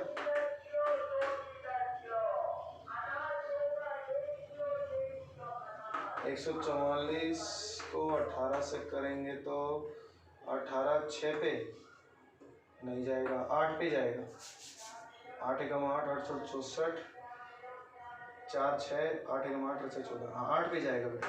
तो ये एक इक्वेशन अपने पास ये बन गई और एक इक्वेशन ये बन गई, क्योंकि उसने पूछा है किसकी वैल्यू बेटा Q और P की वैल्यू। तो Q और P को इन दोनों इक्वेशन से सोल्व करो तो एक तो बन गई P plus Q is equal to 18 और एक बन गया हमारे पास Q माइनस पी, इसको उल्टा लिख दो Q प्लस पी 18 के और Q माइनस पी है 8 के बराबर। इन दोनों को सोल्व करोगे तो 2Q is equal to 26, Q की वैल्यू तो आगे बेटा 13, और अगर Q 13 है मेरे पास तो P की वैल्यू कितनी होगी 13 यहाँ रख दो, P को उधर ले जाओ, 13 में से 8 घटा तो कितना आ गया 5। तो P और Q की वैल्यू जो आ गई वो आ गई बेटा हमारे पास 13 न्यूटन और 5 न्यूटन, ठीक है भाई। एक सवाल अपने पास ये है बेटा। अगला क्वेश्चन जो हमारे पास है वो कुछ इस तरह से है, on an open ground a motorist follow a track that turn to his left by an angle 60 degree every 500 metre starting from a given turn, specify the displacement of the motorist at the third, sixth and eighth turn, ठीक है बेटा। 8वीं turn, 6ठी turn और तीसरे turn के ऊपर ये बताओ कि उसने कितना डिस्टेंस और कितना डिस्प्लेसमेंट ट्रेवल किया। अगर वो मोटरिस्ट है ना हर 60 डिग्री के ऊपर मतलब 500 मीटर ट्रेवल करता है और उसके बाद हर 60 डिग्री के ऊपर वो घूम जाता है। तो इस सवाल को कैसे सोल्व करेंगे देखो जरा। पहले तो इसका डायग्राम हम प्लॉट करते हैं, देखो कैसे करेंगे। तो भाई सबसे पहले उसने कहा कि मान लो कोई मोटरिस्ट है जो मान लो ए पॉइंट से चला, इसने 500 मीटर ट्रेवल किया और उसके बाद बेटा 60 डिग्री टर्न हो गया। ये एनसीईआरटी का सवाल है बेसिकली, है ना। वो 60 डिग्री घूम गया, 60 डिग्री घूम गया और घूमने के बाद उसने फिर 500 मीटर ट्रेवल किया। ये ए से कहाँ पहुंचा बी पर, बी से कहाँ पहुंचा सी पर, फिर ये 60 डिग्री टर्न करता है लाइक दिस, ठीक है बेटा।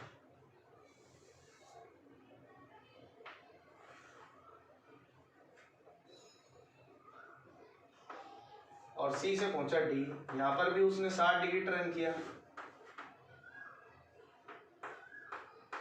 ठीक है ना।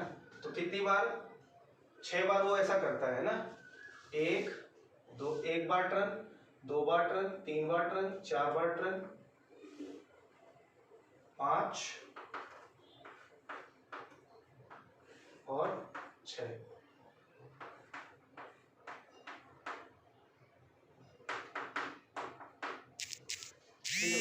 मोटरिस्ट है ना, वो हर 500 मीटर के बाद 60 डिग्री टर्न कर जाता है और उसके बाद वो कह रहा है कि भाई ये कैलकुलेट करो कि तीसरी टर्न, छठी टर्न और 8वीं टर्न के ऊपर उसका डिस्टेंस और उसका डिस्प्लेसमेंट कितना होगा।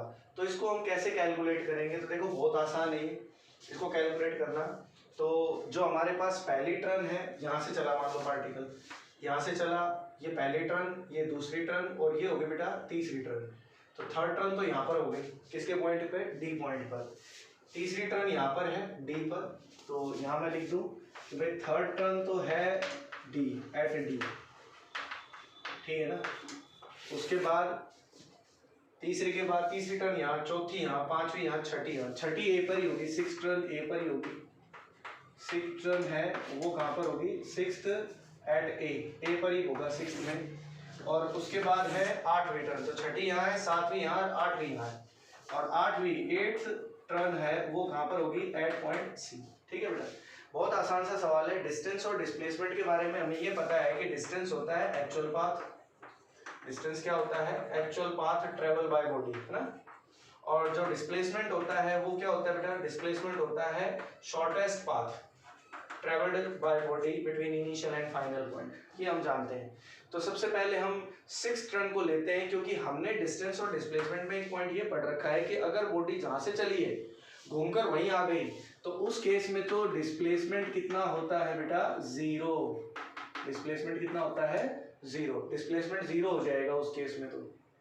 लेकिन जब बात डिस्टेंस की होती है तो डिस्टेंस के अंदर हम actual path travelled by body बोल देते हैं। तो डिस्टेंस कितना होगा इस केस के अंदर, जब बॉडी छठी टर्न पर पहुंचेगी, ए से चला है पार्टिकल हर 500 मीटर, ये हर दूरी कितनी है बेटा, 500 मीटर, ये भी कितना है 500 मीटर, ये भी कितना है 500 मीटर, ठीक है ना, ये भी 500 मीटर है, ये भी 500 मीटर है। आई होप सभी को क्लियर होगा, क्योंकि हर 500 मीटर के बाद वो मोटरिस्ट है ना, वो 60 डिग्री एक टर्न को 60 डिग्री टर्न कर जाता है और उसने ग्राउंड का चक्कर लगाना है। तो ग्राउंड के चक्कर में टोटल एंगल कितना होगा, 360। तो 1 2 3 4 5 6, 6 × 6 कितना आ गया, 360 आ गया ना। इसीलिए छठी टर्न पर वो कहाँ होगा, अपने सेम पॉइंट पर ही होगा, क्योंकि ग्राउंड में सर्कल के अंदर ऑब्वियसली बात है 360 डिग्री होगा, तो वो 6 चक्कर ही लगाएगा, ठीक है ना। मतलब छठी टर्न पे वो जहाँ होगा ना वहीं आ जाएगा। तो छठी बार जब वो 60 डिग्री टर्न करेगा तो उस समय वो उसी पॉइंट पर होगा जहाँ से वो चला था। तो इसका मतलब ये हो गया कि इसके पॉइंट के ऊपर जो डिस्टेंस होगा वो कितना होगा, 500 500 500 500 500 500। तो ए पॉइंट पर जब वो पहुंचा तो उसने कितनी बार ट्रेवल किया बेटा, 1 2 3 4 5 6, ठीक है ना। तो 6 × में 500, 500 इसने 6 बार ट्रेवल किया, that will be 3000 metre. 3000 metre वो डिस्टेंस ट्रेवल करता है जब वो ए पर पहुंचता है, ठीक है ना। सिमिलरली हम 8th टर्न पर निकालेंगे। 8th टर्न पर कैसे निकालेंगे, देखो, क्योंकि ए से चला है और 8वीं टर्न, तो 6 तो यहीं तक हो गई, और उसके बाद 7वीं टर्न ये है, 8वीं टर्न ये है, तो 6 टर्न तक तो उसका डिस्प्लेसमेंट 0 था और डिस्टेंस कितना था, वो था 3000। लेकिन 8वीं टर्न के ऊपर डिस्टेंस कितना हो गया भाई, 3000 तो ए तक वो ट्रेवल कर ही चुका है एक बार भाई। ए एक से यहाँ गया, एक टर्न, दूसरी टर्न, तीसरी टर्न, चौथी टर्न, 5वीं टर्न, छठी टर्न, 7वीं टर्न, 8वीं टर्न। तो 8वीं टर्न यहाँ खत्म हुई ना, एक चक्कर तो यहाँ तक हो गया, उसके बाद 1000 मीटर और ट्रेवल हुआ है। तो डिस्टेंस कितना हो गया, 3000 और प्लस में 1000 कितना हो गया बेटा, ये 4000 मीटर हो गया, क्योंकि उसने ट्रेवल किया है 8 टर्न और multiplied by each turn length having 500, तो ये कितना आ गया बेटा, 4000 मीटर आ गया, ठीक है ना। लेकिन बात जब होती है डिस्प्लेसमेंट की, तो डिस्प्लेसमेंट कैसे निकालेंगे, देखो डिस्प्लेसमेंट ये होगा, ये इनिशियल पॉइंट था, यहाँ से चला था और 8वीं टर्न के बाद वो कहाँ पहुंचेगा, सी पर, क्योंकि 6 तो यहीं पूरी हो जाएंगी, 7वीं टर्न यहाँ और 8वीं टर्न यहाँ, तो ये होगा बेटा डिस्प्लेसमेंट। तो डिस्प्लेसमेंट हमारा होगा इसमें AC, क्या होगा AC। और यहाँ तुम देख रहे हो कि इनिशियल पॉइंट और इस फाइनल पॉइंट के बीच में यही है शॉर्टेस्ट पाथ, तो ये 500 और ये 500, तो हमारे पास इन दोनों 500 के बीच में कितना एंगल है, 60 डिग्री एंगल है। डिस्प्लेसमेंट यही तरह से लीनियर मोशन के अंदर हमें पता है कि जो डिस्टेंस और डिस्प्लेसमेंट होते हैं वो इक्वल मैग्नीट्यूड में होते हैं। तो ये 500 और ये भी 500 और दोनों में एंगल कितना है 60 डिग्री। और ये एक तरह से क्या रिप्रेजेंट कर रहे हैं बेटा, दो साइड बता रहे हैं ट्रायंगल की। तो ये क्या देगा हमें, थर्ड साइड देगा। तो हम पैरेललोग्राम का triangle law of vector addition लगा देंगे इसमें। और फॉर्मूला क्या होता है उसका, a² + b² + 2ab cos theta. तो वी कैलकुलेट इट। तो AC की वैल्यू कितनी आ जाएगी बेटा हमारे पास, A की वैल्यू भी 500 है, B की वैल्यू भी 500 है। तो 500 का स्क्वायर प्लस 500 का स्क्वायर है ना, इसको मिटा दूंगा यहाँ से, इधर लिख देते हैं थोड़ा सा। तो AC की वैल्यू जो आएगी हमारे पास वो कितनी आएगी, इस पर triangle law of vector addition लगा दिया तो रिजल्टेंट का फॉर्मूला ये होता है। तो इसमें A भी 500 है और B भी 500 है। तो 500 का स्क्वायर प्लस 500 का स्क्वायर और प्लस में 500 मल्टीप्लाइड बाई 500 और इनटू में cos 60। cos 60 कितना होता है 1/2, वो कट जाएंगे ये दोनों आपस में। cos 60 1/2 होता है, ये कट जाएगा। यहाँ से 500, यहाँ से 500 और यहाँ से 500, 500 कॉमन आ गया। अंदर क्या बचेगा 1 1 1, तो यहाँ पर क्या बचा √3। तो बेसिकली जो 8वीं टर्न है उसके ऊपर डिस्प्लेसमेंट कितना होगा बेटा 500 √3 और डिस्टेंस कितना होगा, एक्चुअल पाथ कितना होगा 4000 मीटर। एक बात को फिर से समझ लो, ये क्वेश्चन बहुत अच्छा है क्योंकि इसमें जरूरी नहीं है कि तीसरी टर्न, छठी टर्न और 8वीं टर्न पूछे। हो सकता है चौथी, 7वीं, है ना, या 5वीं टर्न पूछ ले, कोई भी पूछ सकता है। तो तुम्हें तरीका पता होना चाहिए कि कैसे हम इसको निकालें। तो अगर वो छठी टर्न की बात कर रहा है तो ऑब्वियस बात है, क्योंकि एक सर्कल में वो ग्राउंड में मोटरिस्ट घूम रहा है और हर 60 डिग्री के बाद वो अपनी टर्न ले लेता है और हर टर्न की लेंथ है वो कितनी है इसकी 500 मीटर है। तो इसका मतलब वो 6 बार ऐसा करेगा और वापस अपने इनिशियल पॉइंट पर पहुंचेगा। इसलिए डिस्प्लेसमेंट 6 टर्न पर 0 थी और डिस्टेंस कितना होगा 6 गुना में 6 चक्कर निकाले हैं, 6 बार वो मुड़ा है और ईच लेंथ बिकम्स 500, तो 3000 मीटर आ गई। उसके बाद डिस्टेंस और डिस्प्लेसमेंट हम ऐसे निकालेंगे 8 टर्न, 6 टर्न तो यहाँ होगी, 7वीं यहाँ और 8वीं यहाँ। 8वीं टर्न में फाइनल पॉइंट ये है, इनिशियल पॉइंट यहाँ से चलाता हूँ, एक चक्कर 6, 7वीं टर्न 8वीं टर्न, तो यहाँ से और यहाँ इनिशियल और फाइनल पॉइंट के बीच की दूरी डिस्प्लेसमेंट होगी। And that displacement can be calculated by triangle law of vector addition because यहाँ पर ये भी 500 है और ये 500 है, इन दोनों में एंगल कितना होगा 60 डिग्री। तो 60 डिग्री एंगल होगा तो इसमें हम क्या निकालेंगे, AC की वैल्यू √500 मीटर प्लस 500 मीटर का स्क्वायर। A की वैल्यू भी यही है, B की वैल्यू भी यही है और 2ab cos थीटा। cos 60 है वो 2 को काट देगा तो 500 × 3 मीटर आ जाएगा।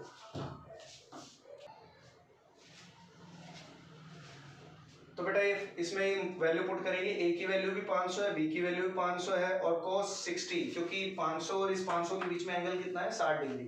तो यहाँ पर जब वैल्यू हमने सोल्व की, cos 60 होता है 1/2, 2 से 2 कटेगा तो आंसर ये आ गया 500 से। अब बारी है किसकी, थर्ड टर्न पर। तो थर्ड टर्न कहाँ लेगा, पहली टर्न ये हो गई, दूसरी टर्न ये हो गई, तीसरी टर्न ये, तो ये है थर्ड टर्न D पॉइंट पर होगी और D पॉइंट के लिए डिस्टेंस कितना हो गया 1 500, 2 500, 3 500, है ना। तो डिस्टेंस तो हो गई अपने पास कितनी बेटा 1500, डिस्टेंस तो हो गई तीसरी टर्न पर, हर टर्न 500 की है तो ये हो गई 1500 मीटर। लेकिन बारी है किसकी, डिस्प्लेसमेंट की, किसकी है डिस्प्लेसमेंट की। डिस्प्लेसमेंट कैसे निकालेंगे ये मेन मैटर है इसमें, ठीक है ना। तो ध्यान से देखो, डिस्प्लेसमेंट है AD, हम AD को निकालना चाहते हैं, ये हमें निकालना है बेटा AD। तो ध्यान से देखो इसको, तो AC तो मैं कैलकुलेट कर ही चुका हूँ, है ना, और मुझे AD कैलकुलेट करना है। तो तुम देख रहे हो भाई ये एंगल देखो, ये तो है अपने पास 60, है ना, ये कितना हो गया बेटा 90, ये 60 ये 90, क्योंकि ये एंगल हमारे पास कितना है, ये 60 है ना, ये 90 और ये बचा हुआ एंगल कितना हो गया बेटा 30, ठीक है ना। 90 60 115 150 और 9 से 15 और 3, हाँ ठीक है। तो ये 90 डिग्री हो गया, ये एंगल कितना हो गया 90 डिग्री, ठीक है ना।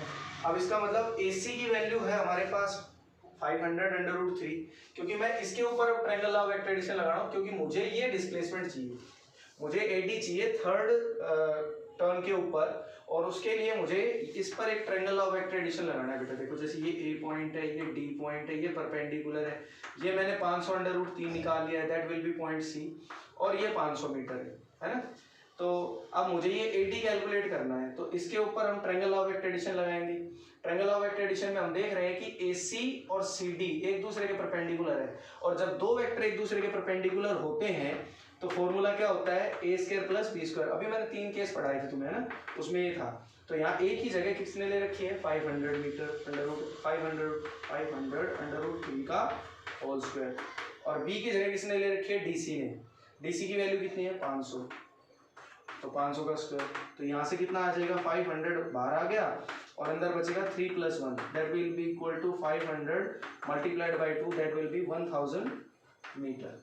तो जो हमारे पास ये सवाल है इसके अंदर हमने जो थर्ड टर्न है उसके लिए पहले एसी कैलकुलेट करना होगा। एसी के लिए आपको देखना होगी भाई ये वैल्यू कितनी हो। अब मुझे अगर एडी कैलकुलेट करना है तो उसके लिए हमने वैल्यू देखी, तो भाई ये एंगल 60 है। यहाँ से ऑब्वियस सी बात है जो मैंने एसी निकाला है वो ऑब्वियस सी बात है एसी है वो सीडी के ऊपर क्या है बेटा परपेंडिकुलर है, तभी तो ये 90 60 ये 30, तभी तो एक लाइन के लॉन्ग एंगल कितना होता है 180 होता है, तभी 180 बढ़ेगा। तो इसका मतलब AC और CD एक दूसरे पर परपेंडिकुलर है और AD है वो इनका रिजल्टेंट बन जाएगा। ट्रायंगल ऑफ वेक्टर एडिशन लगाऊंगा और दो वेक्टर जब परपेंडिकुलर होते हैं तो उनका रिजल्टेंट का फॉर्मूला ये होता है, ये हम पहले डिस्कस कर चुके हैं, जिसमें A है वो 500√3 है, B है वो 500 मीटर है। वैल्यू पुट करेंगे वी गेट द आंसर। ठीक, देखो बेटा तो हमारे पास जो नेक्स्ट क्वेश्चन है वो कह रहा है कि जो 4 वेक्टर हैं that will be P vector and 2P vector and 3P vector and 4P vector. They are arranged in a square along a side of square taken in order. Find out their resultant. तो हमें इसका resultant बताना है कि भाई ये resultant होगा कितना, ये resultant होगा कितना, हमें ये कैलकुलेट करना है बेटा। तो देखो हम इसको कैसे कैलकुलेट करेंगे, ये बहुत आसान है ना। तो रिजल्टेंट को कैलकुलेट कैसे करेंगे, अगर ये चारों एक स्क्वायर की साइड को रिप्रेजेंट कर रहे हैं तो भाई एक हो गया P, ठीक है भाई, दूसरा है 2P and they are arranged in same order that will be 2P। अब P है वो 2P से बड़ा होना चाहिए मैग्नीट्यूड में क्योंकि ये 2P है। उसके बाद 3P, लो जी 3P, ये 3P हो गया है ना, और उसके बाद 4P, तो 4P यहाँ होगा, here it is 4P। तो ये बन गया भाई हमारे पास, ये एक स्क्वायर की साइड हमें दे रखी है जिसमें P 2P 3P और 4P इस तरह से अरेंज्ड है, और वो कह रहा है कि इनके रिजल्टेंट निकालो। तो भाई रिजल्टेंट किसके बीच में देखा जाएगा, मैंने तुम्हें बताया था कि रिजल्टेंट जब तुम्हें पता ना लगे दो या दो ज्यादा वेक्टर होते हैं तो रिजल्टेंट कौन देता है, इनिशियल फर्स्ट वेक्टर की टेल और लास्ट वेक्टर की जो हेड है, जब हम उसको जोड़ देंगे तो ये हमें रिजल्टेंट देगा। This line give the resultant, this line give the resultant, ये रिजल्टेंट देगी। लेकिन ये होगा कैसे, देखो अब ये 2P है तो इतना तो ये तो 2P रहेगा ना, here it is also 2P। तो बचा कितना भाई, ये टोटल 4P है, ये 2P ये 2P, तो ये बचा कितना हमारे पास, ये 2P बचेगा। 4P में से 2P घटाओगे तो ये वेक्टर कितना बचेगा बेटा हमारे पास, ये वेक्टर यहाँ से ये बचेगा 2P, ये 3P है, ये P है, तो ये कितना बचेगा भाई, ऑब्वियस बात है इस वेक्टर के मैग्नीट्यूड में से ये घटा दो। ये दोनों कहाँ हैं, देखो इसमें ये 4P नीचे की तरफ था, 2P ऊपर की तरफ था, इन दोनों को मैंने घटाया क्योंकि ये आमने सामने बराबर हो जाएंगे। तो 4P में से 2P घटाया तो ये 2P आ गया, और 3P वेक्टर की डायरेक्शन इधर थी, P इधर था। अब ये दोनों एक दूसरे के क्या है, अपोजिट डायरेक्शन में है तो घटेंगे। तो 3P में से P घटाओगे तो ये यहाँ से और यहाँ तक के वेक्टर की जो दूरी है ये कितनी आ जाएगी बेटा, that will B 3P minus P, that will be 2P vector. तो 2P और 2P इन दोनों के बीच में हमें रिजल्टेंट निकालना है। दोनों में एंगल कितना हो गया बेटा, ये 90 डिग्री। तो हमें पता है कि रिजल्टेंट के जब दो वेक्टर एक दूसरे के परपेंडिकुलर हो, है ना, ये 2P और ये 2P, ये 2P आया है इन दोनों के डिफरेंस की वजह से, और ये 2P आया है इस 4P और इस 2P की वजह से। 4P की डायरेक्शन नीचे है, ये देखो ऐसे 4P नीचे की तरफ है और 2P कहाँ है ऊपर, इन दोनों के डिफरेंस की वजह से ये 2P आया है, और ये दोनों एक दूसरे के 90 डिग्री एंगल पर है। तो रिजल्टेंट का फॉर्मूला क्या होता है 90 डिग्री एंगल पर, a square plus b square. a की वैल्यू भी 2P है, b की वैल्यू भी 2P है, तो 2P का स्क्वायर प्लस 2P का square that is equal to 2P को बाहर ले लो और यहाँ क्या बचेगा √2, दैट विल बी 2 √2P। ये तुम्हारा रिजल्टेंट वेक्टर होगा, ठीक है बेटा, ये क्या होगा रिजल्टेंट वेक्टर। और अगर वो इसमें डायरेक्शन देखना चाहता है तो डायरेक्शन भी हम कैलकुलेट कर सकते हैं, क्योंकि ये 90 है, डायरेक्शन क्या होगी यहाँ पर ये होगी, ठीक है ना, क्योंकि इनिशियल वेक्टर के साथ जो रिजल्टेंट वेक्टर एंगल बनाएगा that will B direction, that will be alpha. तो क्वेश्चन ये कहता है कि ये कह रहा है कि बेटा a vector plus b vector है वो तो किसके बराबर है, c वेक्टर के, and a square plus b square है वो किसके बराबर है, सी स्क्वायर के। तो प्रूव करो कि ए है ना वो परपेंडिकुलर है बी के। बहुत आसान सा सवाल है। वो कह रहा है कि ए प्लस बी प्लस सी तो है वो इसके बराबर है, और ए स्क्वायर प्लस बी स्क्वायर है वो सी स्क्वायर के बराबर है। तो ये प्रूव करो कि ए और बी परपेंडिकुलर है।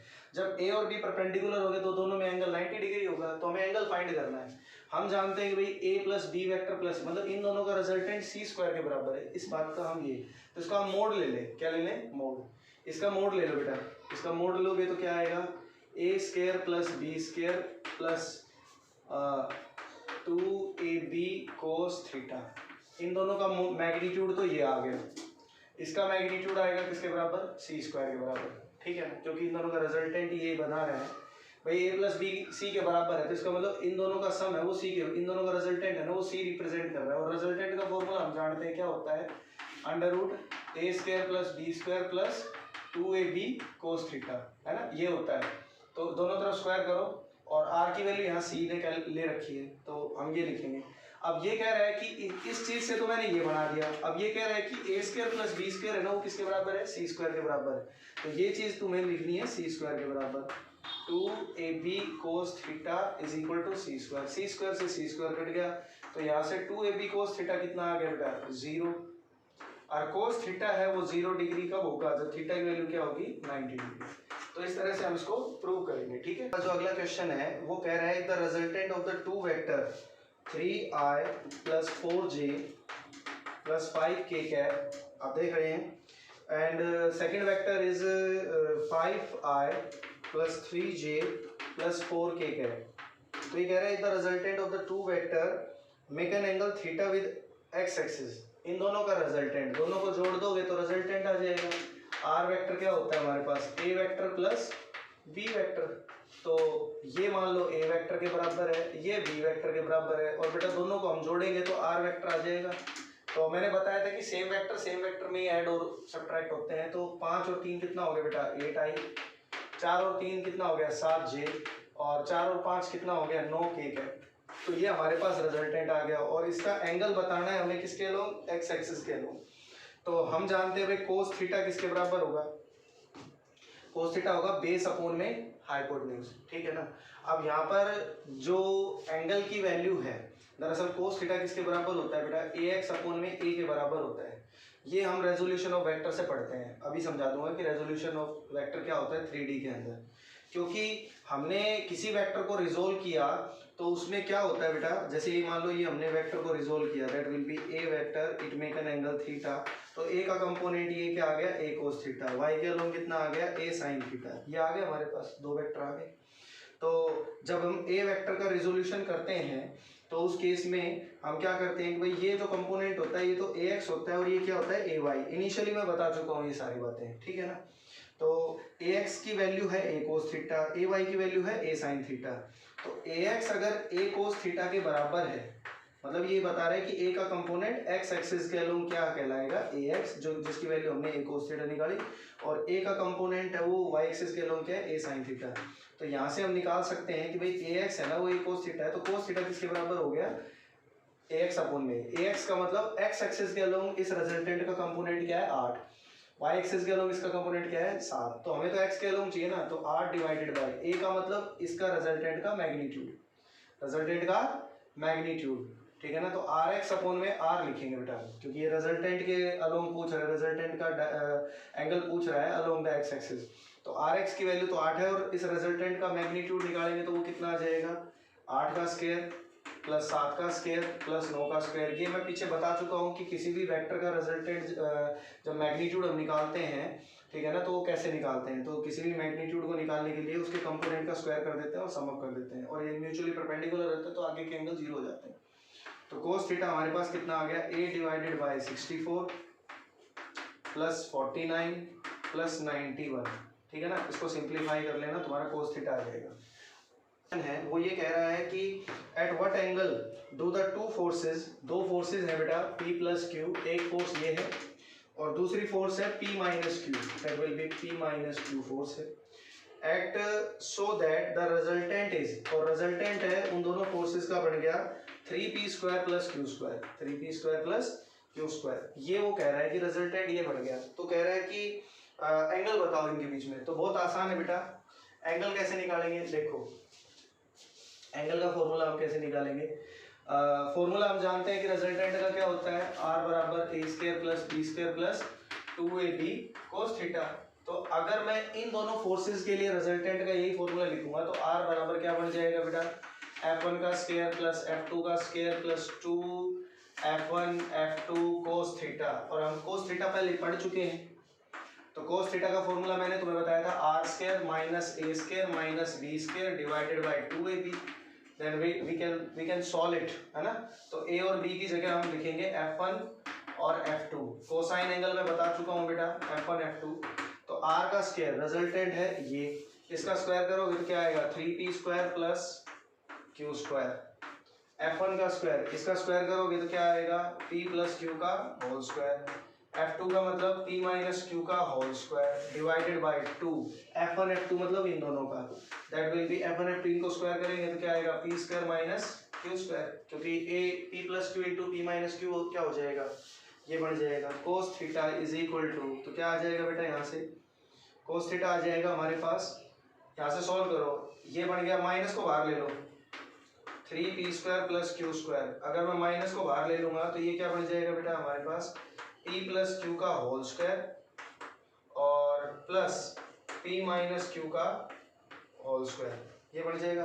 तो हम पहले बात कर चुके हैं इसके बारे में कि p plus a plus b का whole square plus a minus b का होल स्क्वायर क्या होता है बेटा, बताओ जरा।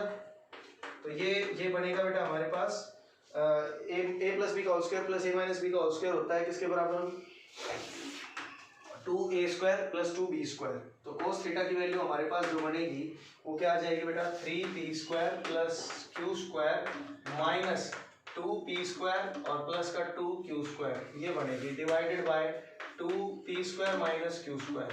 अब इसको सोल्व करेंगे तो 3p में से p स्क्वायर घटाओगे, 3p स्क्वायर में से 2p स्क्वायर घटाओगे, माइनस अंदर ले जाओ तो ये ऊपर बचेगा p स्क्वायर, और q स्क्वायर में से माइनस का 2q स्क्वायर घटाओगे तो ये q स्क्वायर बचेगा, नीचे बचेगा 2p square minus q square. ये दोनों आपस में काट दो तो cos थीटा की वैल्यू क्या आ जाएगी बेटा हाफ।